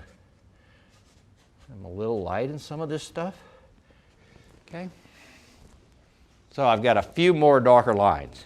I can get a little bit darker just right up above this, and then a couple little darker lines, make them interesting. And then I'll start burying some nice interesting clouds. I'm going to keep this little rainstorm there. It adds a touch of interest, and it gives me a backdrop here where if I want to throw those birds in, I can go right off into that. So if I get a couple of, this is an interesting thing to always pay attention to. People go like, they do it in trees, they do it in backgrounds, and they do it in all kinds of things. So if they go, well, how do you paint like a big mess of trees that are all together and those type things? You still have to design them. So if I come in here, the easiest way to explain it is this. This angle could have gone up a little higher because this one's going to drop. So I'm going to raise this up just a little bit higher. And I had a touch of light that went in here too, to reflect down in here. So what happens here is if I went like this, and I went, to keep it simple, it'll really help you. If I went, okay, let's get a cloud, and I ran it across, and I've got this light here, and I've got this long piece of light there, I may put a long, I'm just going to pull it out real clear here, piece right there of light. Then I may go a shorter piece, or let's go with a medium piece. And then maybe a real touch of light right there. So by looking at it that simply, now what I've done is I've created a problem here with the spacing between the two. So I may make that one a little bigger. Now, people go, well, aren't you really kind of overthinking this? Not really. So now what I'm going to do is play with my line. But if you keep it simple like this, you go, and people go, oh, this can't be that important. It is. Take it from me, the one who tried to say, call color was the most important thing and shapes weren't, that this type stuff becomes really important. The more interesting the design. So this looks so much better than if I just drawn one line across there and just kept it all one line. Now look, varying the heights, playing on the edges will vary those shapes. So if I want to go like this, let's say this one kind of close to there. Let's say I just wanted to take this one up a little bit more. So get this one just a little bigger, say here, right through there. Okay, so now I've got a fairly decent set, other than the fact that that spacing, this is different over here. I've got a cloud up in here. So I may put a touch of light right against this edge, just down here, just a little cloud on this side, okay? I hate to put them here, hit this rainstorm, and then stop. So all these type of things, this is what I was talking about. Is it logical? Yeah. There's a lot more logic involved in this stage, and this, to me, for people like me, this is the hardest part of the painting. But once I get going, then the color gets easier for me, and I feel kind of good about my design. This is more light up there, so this just stays nice and soft in here. Little light on that edge. So I'm close enough now where I feel like I'm ready to get started. Now, if it's a big painting, I may check myself. I may take a picture of this. I may load it up on my Art Set Pro or do anything, or look at it in the mirror, anything I need to do to go, how am I going to change this a little more? Okay? The funny thing is, people go, well, you know, you can, I went to a museum show, really famous national artist, and right in the middle of his, of a big mountain scene was this huge face. And it was so obvious, it was, you know, you went, ah. So get your friends to look at these things. Get people to check them, okay? I probably got, every time I do a demo like this and I'm in a workshop or something, I'm doing clouds, what happens is I've got a flat, you know, for some reason all of us saw, you know, you did that game when you were a kid, so all of a sudden you have all these animals running through your, and I may have one here or there, okay? But I'm close enough now to where I can start my painting. And so that's what I'm going to do. I'm going to start to mix up color. I'm going to talk about my colors and go from there. Okay, I'm just simplifying it a little bit. Now, if I'm outside, if I've done this and I'm painting a big painting, what I'm going to do is I'm probably going to go to lunch and let some of this dry up. But if I'm outside, I know I'm going to do this. I'm going to start to wipe it off just a little bit, just to make sure it's real thin. Real simplified, real thin. I don't have any excess paint on here. If you're outside, it'll start to dry real quick. And then if I'm doing a great big one, like a 30 by 40 or something, I'll go to lunch, come back, and then I'll start mixing my paints. Now, one of the things people go, I don't like to mix my paints. That's a hard one, but it allows your tonal to set up a little bit, makes it real easy. Okay, so I think I'm in close enough scenario to where I can actually get started. Now look, they have these little nubbers and stuff like that where you can go in, you can pick out. If I wanted to put the birds in and I didn't feel confident that I could do them with a good design, these little, they're sculpting tools used by, you can actually, I don't have one with me, but you can pull out where these little birds are going to go in that type of scenario. And look, I'm just doing this, you know, people go, well, that could be a little bit, you know, is that a little bit cheesy? Probably not. They're out there, okay? And the better you get at painting, the more you can play with all these things, the more you can change up things. You don't have to do the same type scenes. But for right now, especially when you're learning, if you can paint one decent set of clouds and get some nice reflections and some light going down in the water, it's a great feeling to feel that type of accomplishment. Because if you really look around and you start looking for really great clouds, there's some out there, but there's not as many as you think. And I think one of the reasons is people shy away from them. And I'll go back to this. It's very easy to paint them where you just let all the clouds go amorphous. And you just throw some light in there and you can't tell what the shapes are. but learn how to paint them where you can roll them over and you've created your shapes. It's great for you to learn your shapes. So it's just one of those things where I think we'll get the color out now, we'll start playing with it and work from there. Landscape painting has the power to inspire our deepest connection with nature, to soothe the mind, and to carry the viewer away to a place that is both sublime and timeless. As a landscape painter, you have the power to help someone feel the heat of the sun reflecting off of billowing clouds and the cool and crisp air of an autumn morning in the Rocky Mountains. Something so simple as the swaying of reeds alongside a shoreline can hypnotize your viewer. In the all-new Landscape Painting Secrets, Bill Davidson shares a step-by-step and in-depth demonstration that reveals how to capture the raw and essential beauty of nature through oil painting. Horizon a little warmer, a little cooler in here, a little warmer up here. So it would transition all the way down, and you just keep doing this. Cool, warm, cool, warm, cool, warm. Darker, farther away from the sun, darker a little higher up, more muted as you go farther back. You could paint this whole sky, even without any clouds in it. But learning the clouds, once you get clouds down, it gets really nice to be able to go out and go, I know I'm not afraid to go out there, and this thing will start to work. You'll discover how to train your eye to perceive the best shapes and values for your painting, how to use focal points to create strong areas of interest and guide the viewer's eye.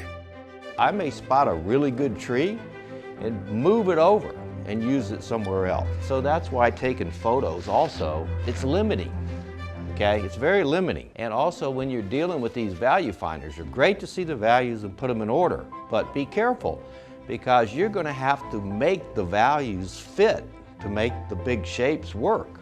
So you got to be careful with all the tools. Other than that, you'll end up just copying, and that's not going to work out for you the best way you want. Bill will teach you the secrets to painting foregrounds and backgrounds, how to capture the subtle nuances of reflections on water, and the most effective techniques for working with midtones and temperature shifts. You'll also discover how to make little adjustments that can transform a good painting into an amazing one. This transition here is a little bit too strong. So all I have to do is get between whatever that value is. There's a transitional value that'll soften this edge and roll this cloud a little bit more. If you've always wanted to learn how to paint vivid landscape scenes the way the masters do it, then this training video collection was made for you. Landscape Painting Secrets with Bill Davidson is now available on DVD and streaming video.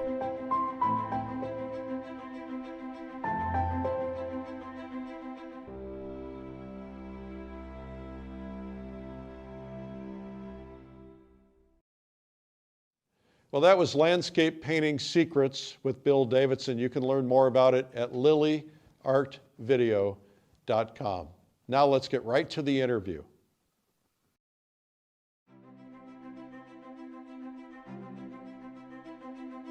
Hi, I'm Eric Rhodes, and today we're interviewing Bill Davidson. Bill, welcome.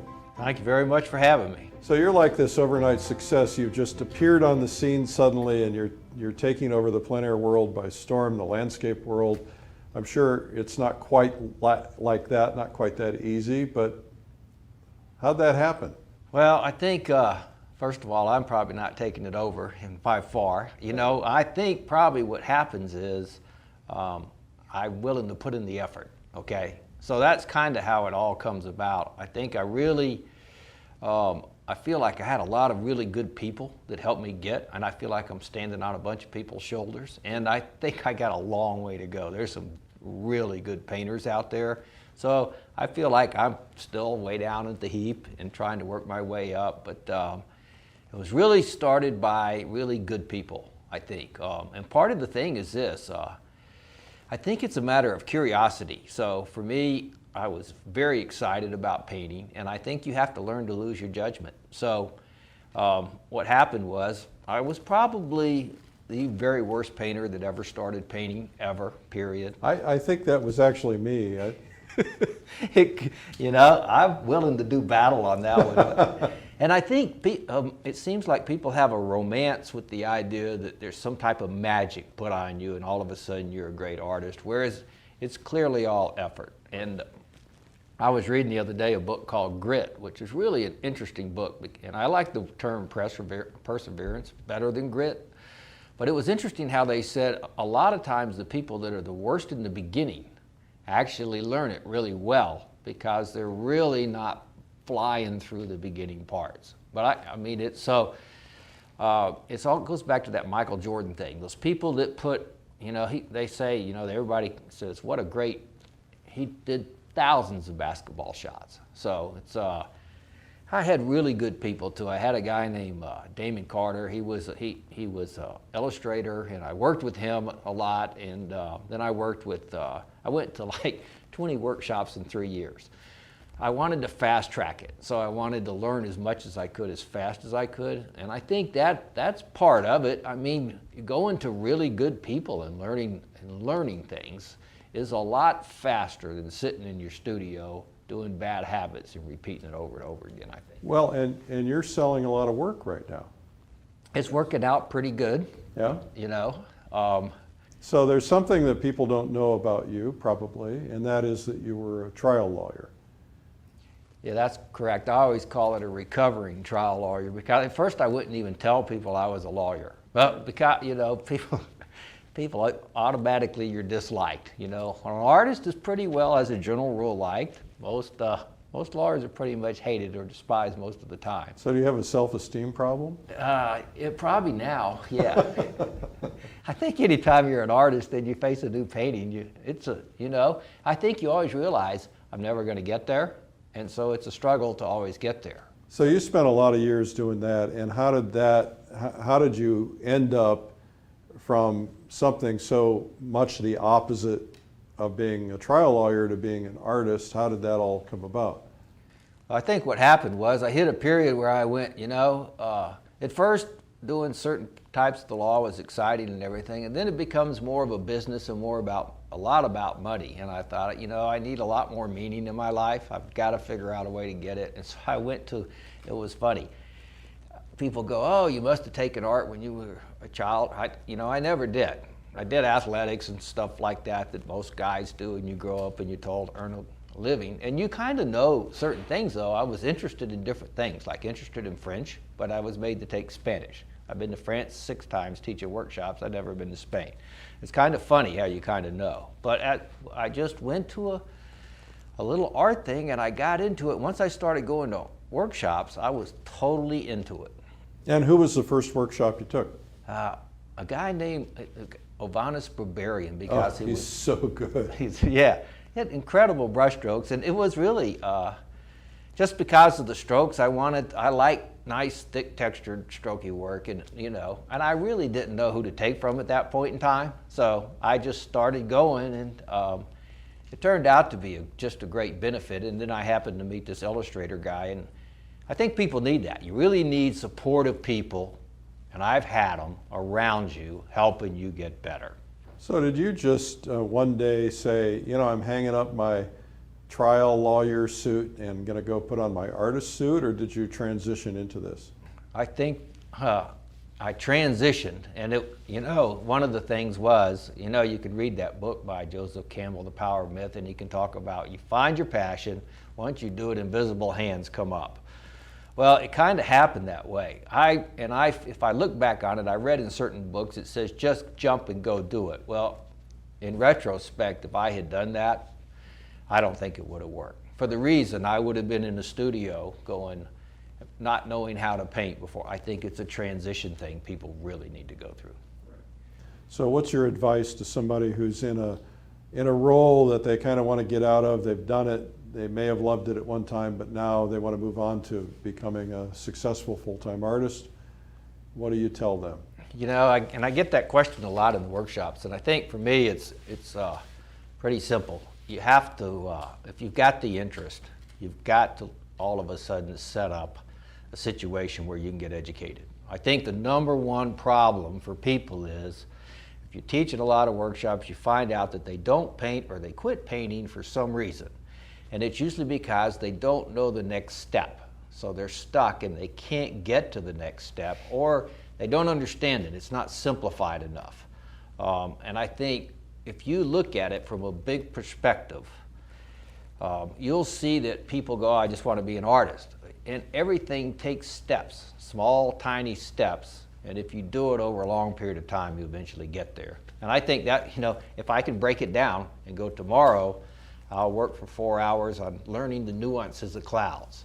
And I do things like that, even if it's not 4 hours, but if it's small enough to bite off, I think it really helps. Well, that's called chunk learning, right? So I don't know if you were there, but we had a session about that with Brian and Mark Taylor at the Plein Air Convention.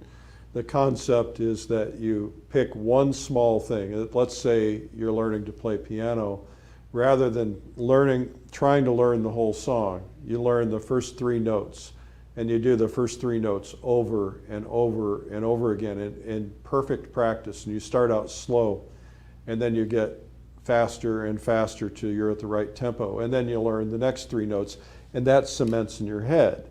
And that's what chunk learning is like. And so we actually just released a DVD on chunk learning for artists, giving them a system so they can follow that and practice little pieces at a time. So you were doing that with clouds.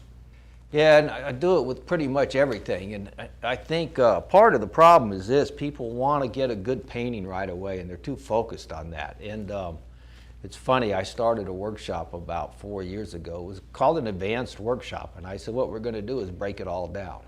And this is one of those things where you go, I'm going to build it, nobody's going to come. Right. Because I was telling people, I said, be prepared. The first day we're going to do nothing but rocks because they have hard edges, and most people struggle with shapes.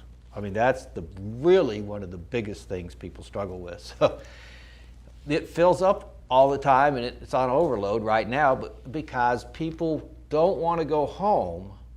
And one of the good things about the learning thing is what they're trying to do, and I think the guy from Seattle Seahawks, he practices this, to teach people perseverance. How do you, once they're motivated and have an interest, how do you teach them to persevere? And that's part of it. If you're not going to sit at home and want to do that yourself, get with a group or go to a workshop where they drag you through that. Because if you're with the group, you will do that. Because I ask people, how many of you are going to go home and spend 3 or 4 hours and paint rocks? Well, nobody's going to do that on their own, except for maybe a few people. So whatever, I think part of it's getting people to do it. And I think the other problem is people don't always understand. Like when I was taking workshops, a lot of times an instructor wouldn't talk a lot. And for me, the key was to get in their head and to figure out exactly what they're doing. Or if it's too obtuse, you go, I can't do it. I don't get it. I don't understand what they're talking about. So for me, I always say this: you won't hear it till you're ready to hear it. And for the reason is this: it always turns out that you could hear it 1,000,000 times, but all of a sudden you're at that certain level where now you can get it. It clicks. Yeah. And there's a great portrait painter that was next to my studio in Atlanta, a guy named Mark Shatoff. And I go over there and take it every now and then just so I could understand what, you always want to be back at the beginner's level when you're teaching so that you can understand. So he'd tell me 5 things. Well, the first 2 was all I could get. Right. The other 3 went right past me because I was still struggling with the first 2. So I always find that interesting, and I find it very interesting. There's so much great stuff out now on how you learn better and how you get there, and the motivation part and how you help people get to that perseverance level. And I think part of it's curiosity, and at the one Plein Air convention, and who was the head note speaker a year ago? George Carlson. George Carlson. He made a great statement. I have to reinvent myself every 10 years. And I thought, that is how you keep it fresh. Because for me, when I first started, I was the happiest person going to workshops because I was terrible and it didn't bother me. So I was just learning. So I didn't have any judgment of what I was doing. And it's kind of funny, Carlson said you have to reinvent yourself, and I keep thinking, what you do. And when you're first starting, it's a novelty. You know, everything's novel. But for people that have been painting a while, they find nuances. Well, I think that was a fabulous example because George, for instance, was a very successful sculptor. Hugely successful, major sculpture around the world that he had done at very high prices. And he could have been set for life doing that, but he abandoned that and said, okay, I'm going to become a painter now. He started out as a painter, then he became a sculptor, and then he decided to really master painting. And so he wasn't clinging, and I think one of the things that happens is that people cling to whatever it is they have. They cling to a job that they don't really love, or they cling to where they are because growth is scary. For some people anyway. Obviously not you. Well, yeah, you know, I think it is for everybody, but I think part of it is that's what keeps, you know, for me, you've got to lead your life. In other words, you start creating this artist's life, which is so great because the artists are so great. Most of them are so sharing and so much fun, and they're a pleasure to be around. And there's some really great artists. And so if I went painting with Michael Lynch, who to me is just a fabulous landscape painter, and he's a great guy, and he's just about, you know, just go paint, get it, you know, and then he's also challenge yourself, move yourself. And I saw a little clip on Facebook the other day with David Bowie talking about your best works when you don't really feel like your feet are touching the ground. So I think you get bored sometimes, and I think you have to find those nuances. So I think it's funny, you know, and if you're around people that are doing it, like for me, this is a great thing. I always go, all right, I got to shake it up a little. I'm starting to get bored with what I'm doing. So I go like this. I took a Cindy Barron watercolor workshop, and she's great with her shapes and her values and everything. And I could barely draw. I'm a painter. And it was the most interesting thing to me to see how it all came together. That was really cool. And then so every year I try to take something. The next year I took a Michael Lynch workshop, and he hadn't taught in a long time. And 20 years ago in one of his workshops, he had like Matt Smith, Bill Anton, and Ralph Oberg. So you can imagine this guy, great guy, great painter too. So it's all these people I've got something from, and you get to build on it, which is really nice. Well, you know, when you talk to the best painters out there, you find that they all do that. They're all continually educating themselves. Most of them are not resting on their laurels. They want to push themselves to the next level. I've talked to many who will say, well, I'll take a workshop from this guy or from this lady because they are really good at one particular thing, clouds or rocks or skies or edges, and so they'll study, and so they're always pushing themselves. Yeah, I think that's a huge benefit, and to be able to do that is I think you have to lose all judgment of yourself. You know, when you're a kid, you don't really know you're doing anything wrong until you start getting a little older. So I feel like it's like if you go in, let's say you go into a competition or something, or you do a paint out or something, if you go in there with two ideas in mind, contribution and growth, and you don't think about sales or anything else or about, am I going to win an award, everything always works out for the best. Right, but it's hard to put that out of your head, isn't it? Isn't that kind of in the back of your head, wow, somebody's going to really love this and buy it? You know, that's a good question, but I think what happens is this. Now, the first time I tried it was I was going into an event where I was from the East Coast with a bunch of Western painters, and I went, well, this may not turn out so well for me. And so I thought like that, but then when I said, well, the best thing I can do is learn to paint like, you know, to really grow here and to contribute, and it worked out really good. It turned out that everything worked out fine for me, and I thought, you know, that's the way to go in. So now in my mind, I go, anytime I start to get judgmental of myself or think, what's everybody going to think, I go, just same thing, contribution and growth, and then I know it's probably going to work out. And it doesn't, you know, they never always do. You know, and Michael Lynch even said the same thing. He goes, you know, I was painting around all these great painters. He goes, as soon as I said, I don't really care what everybody else thinks about how I paint. He goes, that's when everything fell in place. Yeah, you know, that's pretty intimidating, isn't it? Yeah. You set up next to somebody who's well known and you kind of want to impress them with what you know. You gotta lose all that. You find out very quickly you don't know anything. The sooner you lose that, you know, it's always interesting to me, if you keep it simple, like for me, as a trial lawyer, we used to break everything down to a 6th grade level. I've been in workshops where I thought, what are they talking about? This sounds like nuclear physics. It needs to be so simplified so that when you're out there plein air painting or painting from life, all of a sudden you go, okay, I know, you know, and you can talk to yourself a little bit and know what to do. So how do you break painting down to a 6th grade level? I think, you know, it gets kind of fun if you, one of the big problems that I learned was I thought, how am I going to fast track it? So I was able to piece together some of it. So let's say if I go all the way back, I have Damon Carter, who was really helpful because he was focusing me on shapes.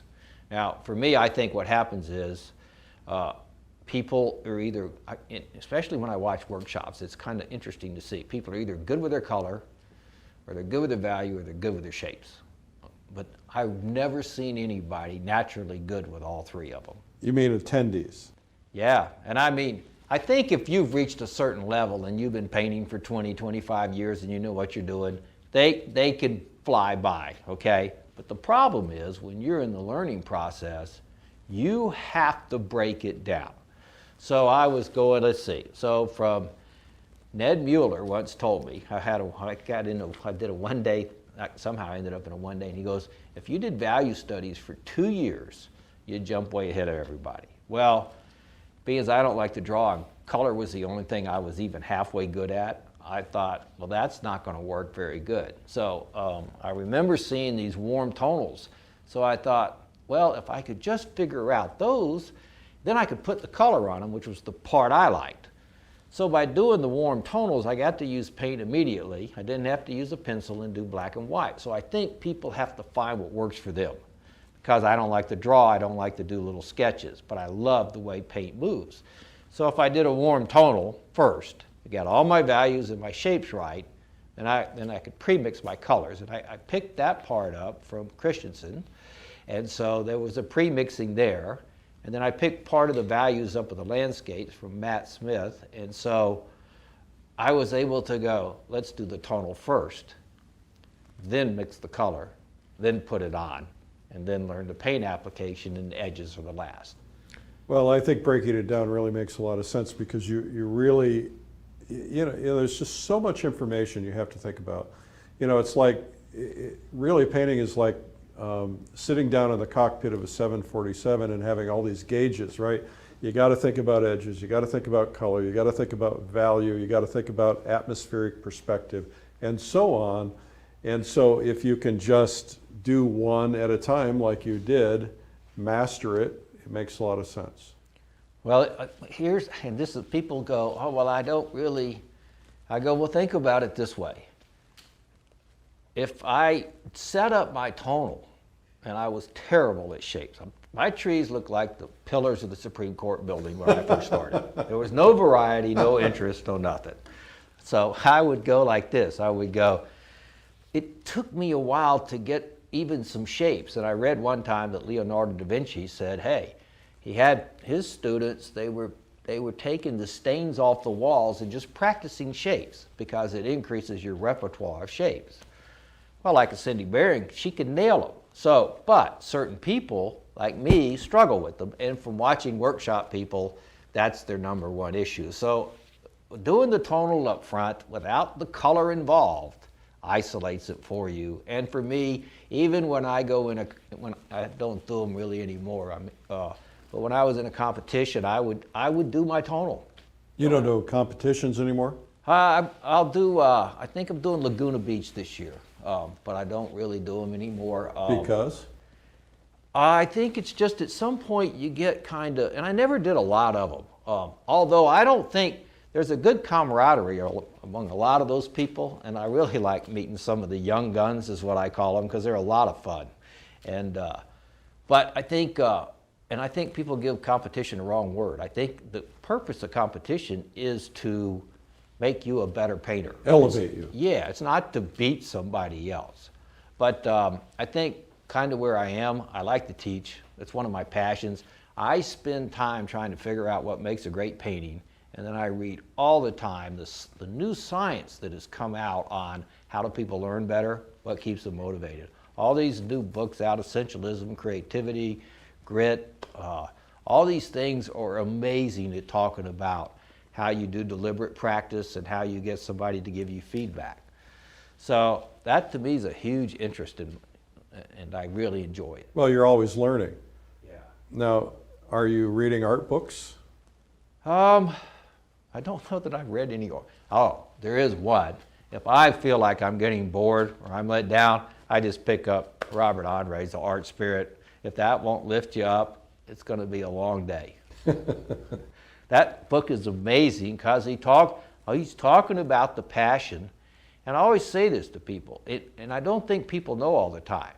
If you can answer two questions, what do you love to paint and how would you love for your painting to look? If you can put those down, you can probably do a pretty good painting. And what do you think makes a great painting? You know, that's the toughest question in the world. I think that's one of those things where you go, you know it when you see it. How do you describe it? But I do think part of it's this, I think it's an emotional connection. I think when the sum of all the parts really fit together and is greater than the sum of the parts. And see, all this to me is like speaking in legalese. It's esoterical. I don't really, it's hard to answer that. I mean, if people can go like this, if you're real logical and go, well, if the values are all working dead on and you got great edge work, there's a beautiful color harmony, and and that's where people go. And of course, that's great, but that doesn't always, it has to have a ton of interest. And I think that's one of the things that, it's really interesting. You'll be working on a painting, you go, just nothing working. And then, but it may be lacking interest, but for me, one of the big things that people miss, and it's real interesting when a competition comes to your hometown city, you have a bunch of people that are taking workshops from you, and they go in and they go, now we see exactly what you're telling us is dead on. Or they go to the Plein Air convention and they go, wow, that's dead on. Shade and light to me is critical. Like, I love the feeling of light in a painting. So if I can feel the warmth of the light and the cool, and then everything else is together. I was in a competition one time, and I was sitting out there and I was painting in the Tetons, and I went, I'm going to get the lighting on that Mount Moran just right. And I'm going to stand here for the next 15 minutes till I get the light and shade to read. And sometimes it's a quarter of value up, quarter value down. A little temperature shift, a little warmer in the light, a little cooler here. And finally I got it, and I said, that looks it feels right. Everything's right there. That was my first painting that sold out of that show. So I think, for some people that's very important. Other people tend to be more focused on just shapes. I don't know. So I don't pretend to know it all. I mean, it's so hard to figure out. Sometimes I can't figure out what's going on. So where is this all going for you? What are you going to do next? I've been thinking about that. I'm at the 10 to 12 year period. Yeah. It's time to reinvent. You're going to start knitting? I think it's, it's so interesting because I think, this is funny, it's all perseverance. So I've gone from novelty, now it's the fun part. It's nuance. How can I make this landscape work better? What could make these, just take a section of clouds. What makes them better? What makes a set of rocks? You get into that, and then I thought, I'm going to try something else too, because I believe in this tiny step working. It's the same thing for me. When I get up in the morning, the first thing I do is work out. I set up a ritual. I know that's what I've got to do. Okay, then I go through my reading, I do everything. So I don't start painting till probably 1 in the afternoon unless I'm on a trip. And then I'll only paint for 4 hours because it's so intense. And it's specifically inclined to do that. So, it's a ritual. Right. I think rituals are very important for people. You got to have a routine that you go through in the morning to kind of to set the tone of your day, to get certain things done. Obviously, working out is terrific for you. Well, you want your energy, I think, don't you? Absolutely. But I find it interesting that you work out and then you read. You're feeding your mind. Yeah. Well, so all these new, I like science-based things so that I'm not like floating out here. So when somebody says, if you do this, if you have deliberate practice, and that best line was, how do you coach somebody perseverance? Because if they keep doing it, they'll become good at it at some point. So what is it that you learned as a trial lawyer that applies to painting? There's more logic in painting than people realize. When setting up the shapes, setting up the values, and setting up the design is, for me, the hardest part of the painting. It's also the most logical part of the painting. And for me, I have to get through that first 15 to 20 minutes. If it's a simple design, if it's more complex, it takes longer than that. So there's more logic involved. And it also, if you keep it simplified in your mind, you're way better off. For example, if people talk about, if you read Carlson and you talk about all the general rules, like what's the darkest part of the landscape? So he'll go through the whole process. Well, if you go like this and go, the light source is the sky, and the trees, the silhouette, it's standing straight up, so it's next darkest. Then you tilt, and all of a sudden you're picking up rocks and mountains, and then all the way down to the ground plane. Stay simple in your mind, so when you're out there, you can focus on it like that. Just in case you get it. Everything has exceptions and different things when you're out there, but having the general guidelines in your head is really helpful. Part of it's just that if you want to do it, stay with it. One of the other things that you learn about it, this is, what I like about art is I'm creating that old painting. It's my creation. If I mess it up, it's my fault. And this is a good thing that I think that's critical. In the book Grit, they now saying that you could actually increase your IQ and increase your abilities in areas, which means you can grow your brain. So one of the things is this: if you get up, everything else, if it's intrinsically motivated and you say, this is how I'm motivating myself, then it's not subject to those external factors like awards and things like that. And primarily intrinsically, outside things are important, yeah, but it doesn't need to be the primary focus of why you're painting.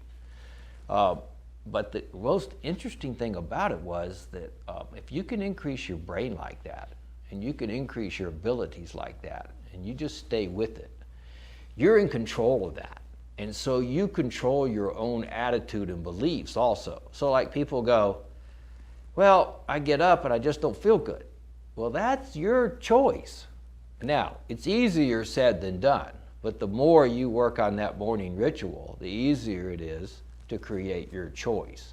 Well, it's like going to the gym. Most people don't feel like going to the gym in the morning. I drag myself to the gym because I know if I don't, I'll regret it, but then my mood changes. I feel better. Yeah, and that choice, sometimes you're going to get beat up, but at least you've made that, the ritual, and they say rituals are really hard to change. So that guy, there's a book out called Happier, and the guy, it's the #1 attended class at Harvard University, and the guy goes, you may change one ritual at a time, maybe two. Any more is going to be a failure. So, And a lot of that starts with gratitude. Yeah. Right? Appreciating what you have, because that really impacts your mood. You think about what you're going through in your life compared to what somebody else is going through, and suddenly what's bad seems good. That's a huge point. I'm glad you brought that up. It's really interesting to me because I had a theologian for an aunt, and she was a Catholic nun. And I don't think I've ever met a more grateful person in my life, but she was a lot of fun. As soon as she didn't have to wear the habit, she liked to drink wine, but she had met Bon Bron, she knew the Dalai Lama, all these type things. But that was the #1 thing, and she said, that's it. And so then all of a sudden you read all the books and they now say that's the #1 key to happiness. And that if you could get up every morning and write 3 things you're grateful for, and do it for 20-something days in a row or 20 days in a row, it'll change your whole outlook on life. So that's one of the things, and the other's thanking people. You know, I like to get up in the morning and send out a couple of emails to people and go, hey, I really appreciate what you did, and thanks for helping me with that or whatever. And that helps too. Yeah, actually, it's interesting because I just heard, I was listening to a podcast or a tape or something, and the guy said, you know, open up your morning with gratitude and then think about 3 people that you're grateful for, maybe from the day before, somebody's done something for you. And then send them an email right away or get on the phone and call them. And so I decided to start trying that. And it's amazing how it makes me feel, but it's also amazing how it's making them feel, because people are not recognized as much as they should be. Yeah, and it's amazing how when you sit down and you think about that, how all of a sudden it could have been just some little thing yesterday, and how all of a sudden you send that email to them and they're just so excited about it, and you get something nice back. And they're passing it on to others, right? Yeah. Because when they're feeling good, it's the same with confidence. When you're confident, you know, then you lift other people up, and then those people will get confident, lift others up, and so on. That's I never even thought about the confidence part. Well, there you go. You know, that's a big help. And because I always say this, you need to be around supportive. I was lucky. I ran into people that were supportive and that were helpful. And look, a bad person can drag you down. Very rapidly. And it can really, and life's too short for that. I know everybody says that, but we go on I usually take a workshop to Italy or France or something once a year. And the number one thing I know is once you get far away like that, it's very easy for people to start to slide. They're far away, they want to think they're painting, they can paint better, you know, and that type of thing. And so there's a pep talk up front, you know. One of them is no whining. 2, if you start, you know, spiral up, because if you start going down, you need to catch it fast. So how do you spiral up? Well, I think you recognize first, awareness is the number one key. You go, all right, look, I'm starting to go down, my thoughts are negative.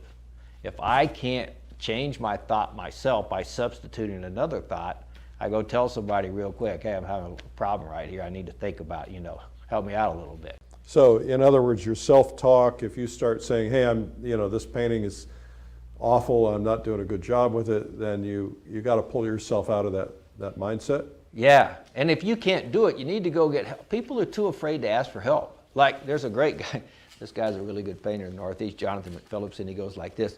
He goes, you know, I got tired of looking at my paintings, critiquing them all the time. He goes, finally I just started saying, I'm going to start talking about what's good in them first, and then I'm going to start talking about, and I thought, you know, that is a great idea. That is a great idea. Because we're all so critical of what we're doing that nobody's going, hey, you did a great job, you know? Yeah, and you know, when you think back to when we were children and we were playing with crayons, I don't think we were critical about any of that. We were just there to enjoy the process. Yeah, and so how's the question where you go, the tough one is this, painting's hard. You're in there, you're in your studio, you got 4 hours to go on this big one. It's not working. Yeah, it's hard, but at the same time, you know, you could be working on a road crew somewhere. That's hard. That's hard. Yeah. And so I always go, enjoy the process. Right. And then I love that, what's the one about the 3 people that were the brick masons on the big chapel, and one of them goes, hey, what are you doing? He goes, oh, I got to put this brick and mortar together. You know, this is a tough job. He goes, I got to show up every day. The next guy goes, you know, it's not a bad job. I'm getting pretty good at it, and I can earn a living for my family. The third guy goes, oh my God, this is the greatest job in the world. I get to build a chapel. This is beauty. I'm learning, and I'm putting out beauty every day. So what's the difference? Attitude. Right. That's all it is. Right. So how do you change it? By getting some help sometimes. Right. You know, I used to think, what's that great line? If you want to go fast, go by yourself. If you want to go far, go with others.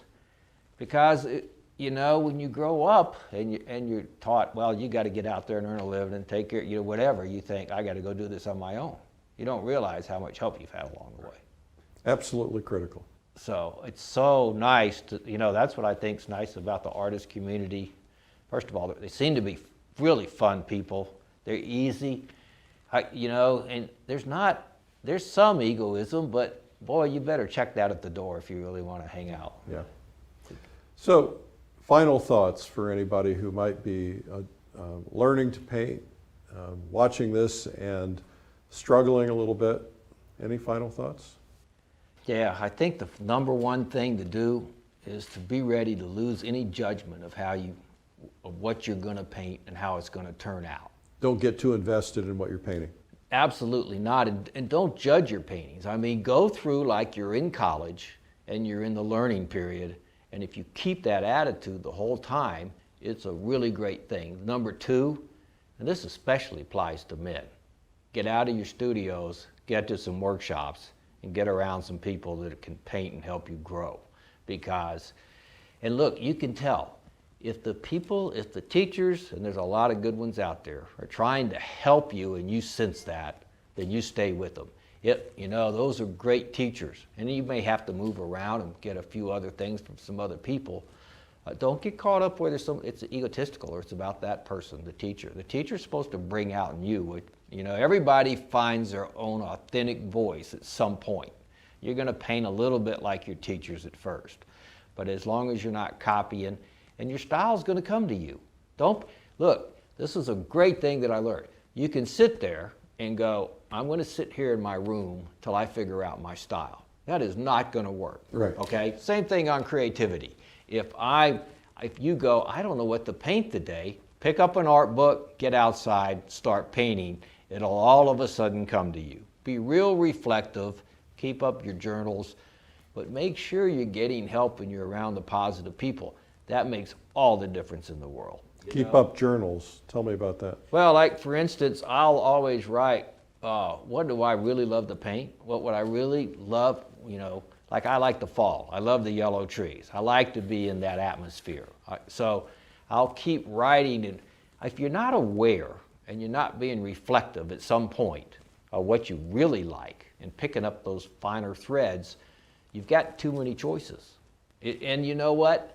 That's a hard thing, because all of a sudden you're sitting there going, oh my God, I like everything, okay? We all, that's a very easy situation to fall into. But some things, and it was in one of the good books, it was in the Happier book, I think, the guy would do 3 circles. What do I really like? What I really, really like? And what do I really, really, really like? And you've got to get into that 3rd circle to stay motivated and to really keep going. So, because at first I didn't know what I wanted to do. So I went, what was my passion? So it's funny, when I left somewhere, I was teaching a workshop or something, I sat down on an airplane next to an artist coach. And she goes, I hate that. She goes, I love the word passion, but people won't commit. They come in, I go, if you don't want to commit. But I think it's an evolving process. So for me, before I knew what I wanted to do or where I want to move, I would take the questions in what color is your parachute, where people were changing careers, and figure out what did I really want to do. And then I'd just watch it and let it evolve and evolve. So this is what happens. And then you develop that perseverance and you get a coach to stay with you. So somehow you get people to help you. So I was sitting there the other day and I went, God, I never thought I'd do this, but I'm going to go take singing lessons. and I can't sing. In 2nd grade, I was told just to mouth the words and not sing in the choir. Ever since that time, I thought it's just over for me. Yeah, they shut you down. The first thing that people always go like this, don't quit your day job. Well, right. Undeterred, don't be deterred by anything. Keep going. Because the first thing that singing coach says, it's not for you to judge how you're singing. It's for me to help you get better. So anytime we're our own worst judges of our artwork. Don't judge your artwork. I always I go like this. I go, this is the painting I love. This is my very best painting. I'll put them up in front of a workshop class and everybody likes the other one. Don't judge your own work.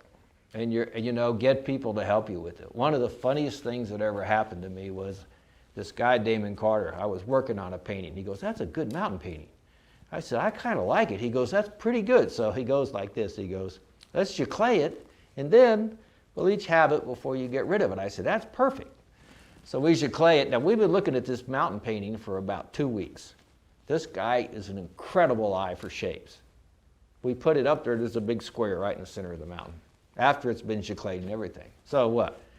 I changed the edge of a shape, and that fixes it. Submitted it into a big national contest, and I'm in bed one morning, I get an email from an artist, goes, "Oh, why aren't you here? You just won the Best Landscape Award from Everett Raymond Kinsler."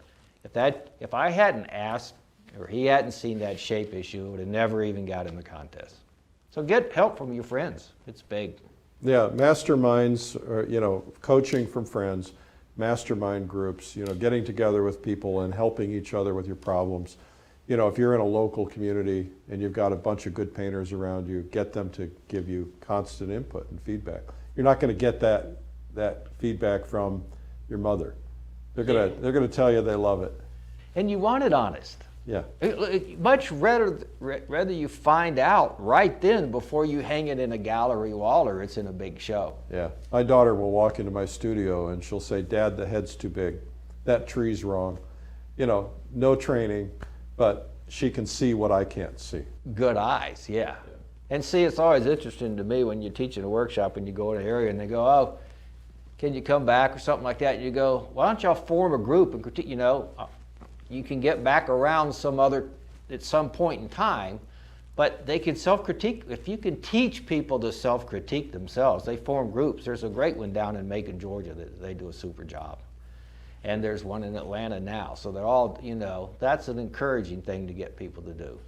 That's what the Plein Air Convention is all about. It's about bringing community together. People, somebody told me they met several other people from their own town that they didn't know existed. They had this common interest. Now they're going painting together.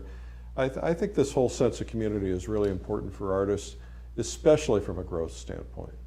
Yeah, I think, and that really is fun. We were at the convention, and I know we were sitting out there, and there was, I looked around at our table, there was 35 people, 35 artists, just sitting there talking about art. And I don't know, some of them I'd never met before, and it became really intriguing.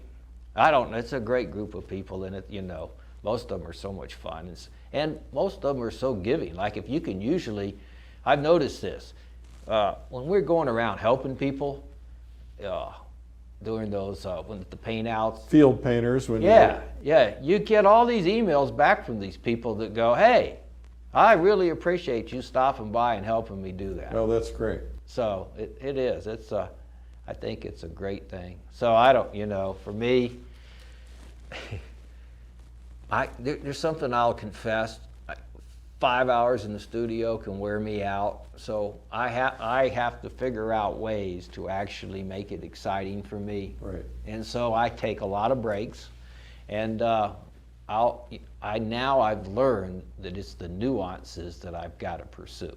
And if you think about it like this isn't for just one painting. If I can learn to shift the nuance here, it applies to every other painting from that point forward. So it has a big effect, and I think if you think about things like that, and see, I'm not a big buyer into the 10,000 hour thing. For me, 10,000 bad hours is not getting you anywhere. And that's the Seahawks thing now. That coach is going, you have your interest up, but they practice deliberately. Right. I'm going to work on this. So if you go in and it's something you go, I want to really work on light and shade. Bingo. Stay with that for the whole day. Right. So make it fun or you'll quit. Going back to the workout routine, the best workout advice I got was from this guy 20 years ago. He goes, "I knew that if it was too hard," this is a very good point. If I knew that if it was too hard, I would never keep it up. So he goes, "I ran 10 minutes out and I knew I had to run 10 minutes back." I've been doing that for 10 years now. He goes, "It works." So one thing I've learned, if you're stressing yourself too much, it's just stress. You can't cover that much ground and learn that much that fast. If you're not pushing yourself enough, you're in boredom. So there's a happy medium in there. So that guy actually got me to stay on my workout routine, and so I may increase it. I mean, I do a lot more now because I've gotten older and I need to. But I did this one time. I said, you know, I'm going to really work on my stomach and get that in. I started doing all those things. I did them for 3 days in a row and I quit. And I said, see, that's not the way it goes. Right. You can't kill yourself. Right. So if you're painting, recognize that it's those little steps that are going to get you there, and don't try to, I mean, if you don't turn that big ship right away. Well, thank you for this. A lot of really great insights today. Well, I appreciate it. It's great to be here, and I mean, it was very easy. You made it easy. Well, that's what I do.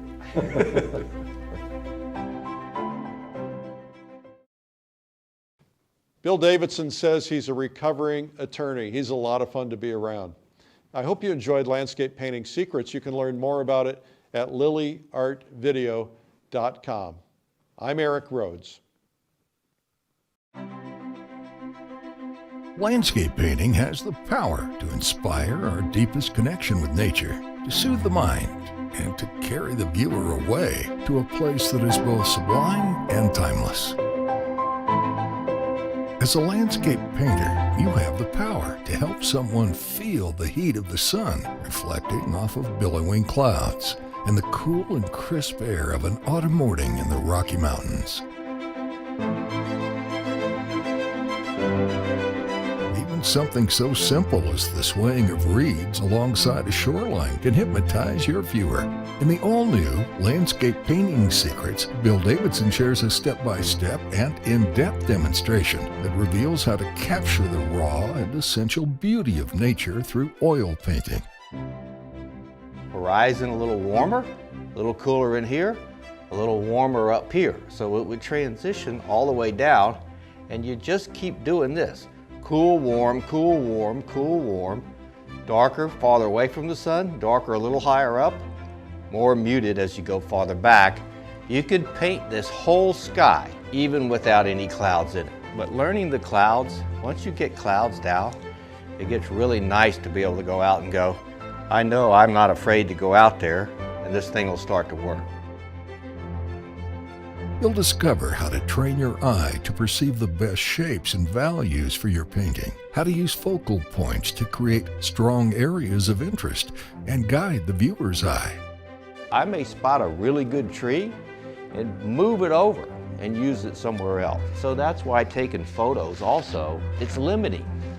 Okay, it's very limiting. And also when you're dealing with these value finders, you're great to see the values and put them in order, but be careful, because you're going to have to make the values fit to make the big shapes work.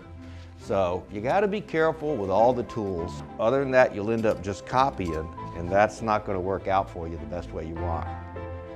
Bill will teach you the secrets to painting foregrounds and backgrounds, how to capture the subtle nuances of reflections on water, and the most effective techniques for working with midtones and temperature shifts. You'll also discover how to make little adjustments that can transform a good painting into an amazing one. This transition here is a little bit too strong, so all I have to do is get between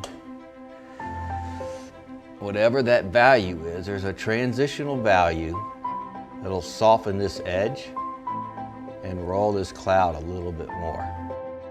If you've always wanted to learn how to paint vivid landscape scenes the way the masters do it, then this training video collection was made for you. Landscape Painting Secrets with Bill Davidson is now available on DVD and streaming video.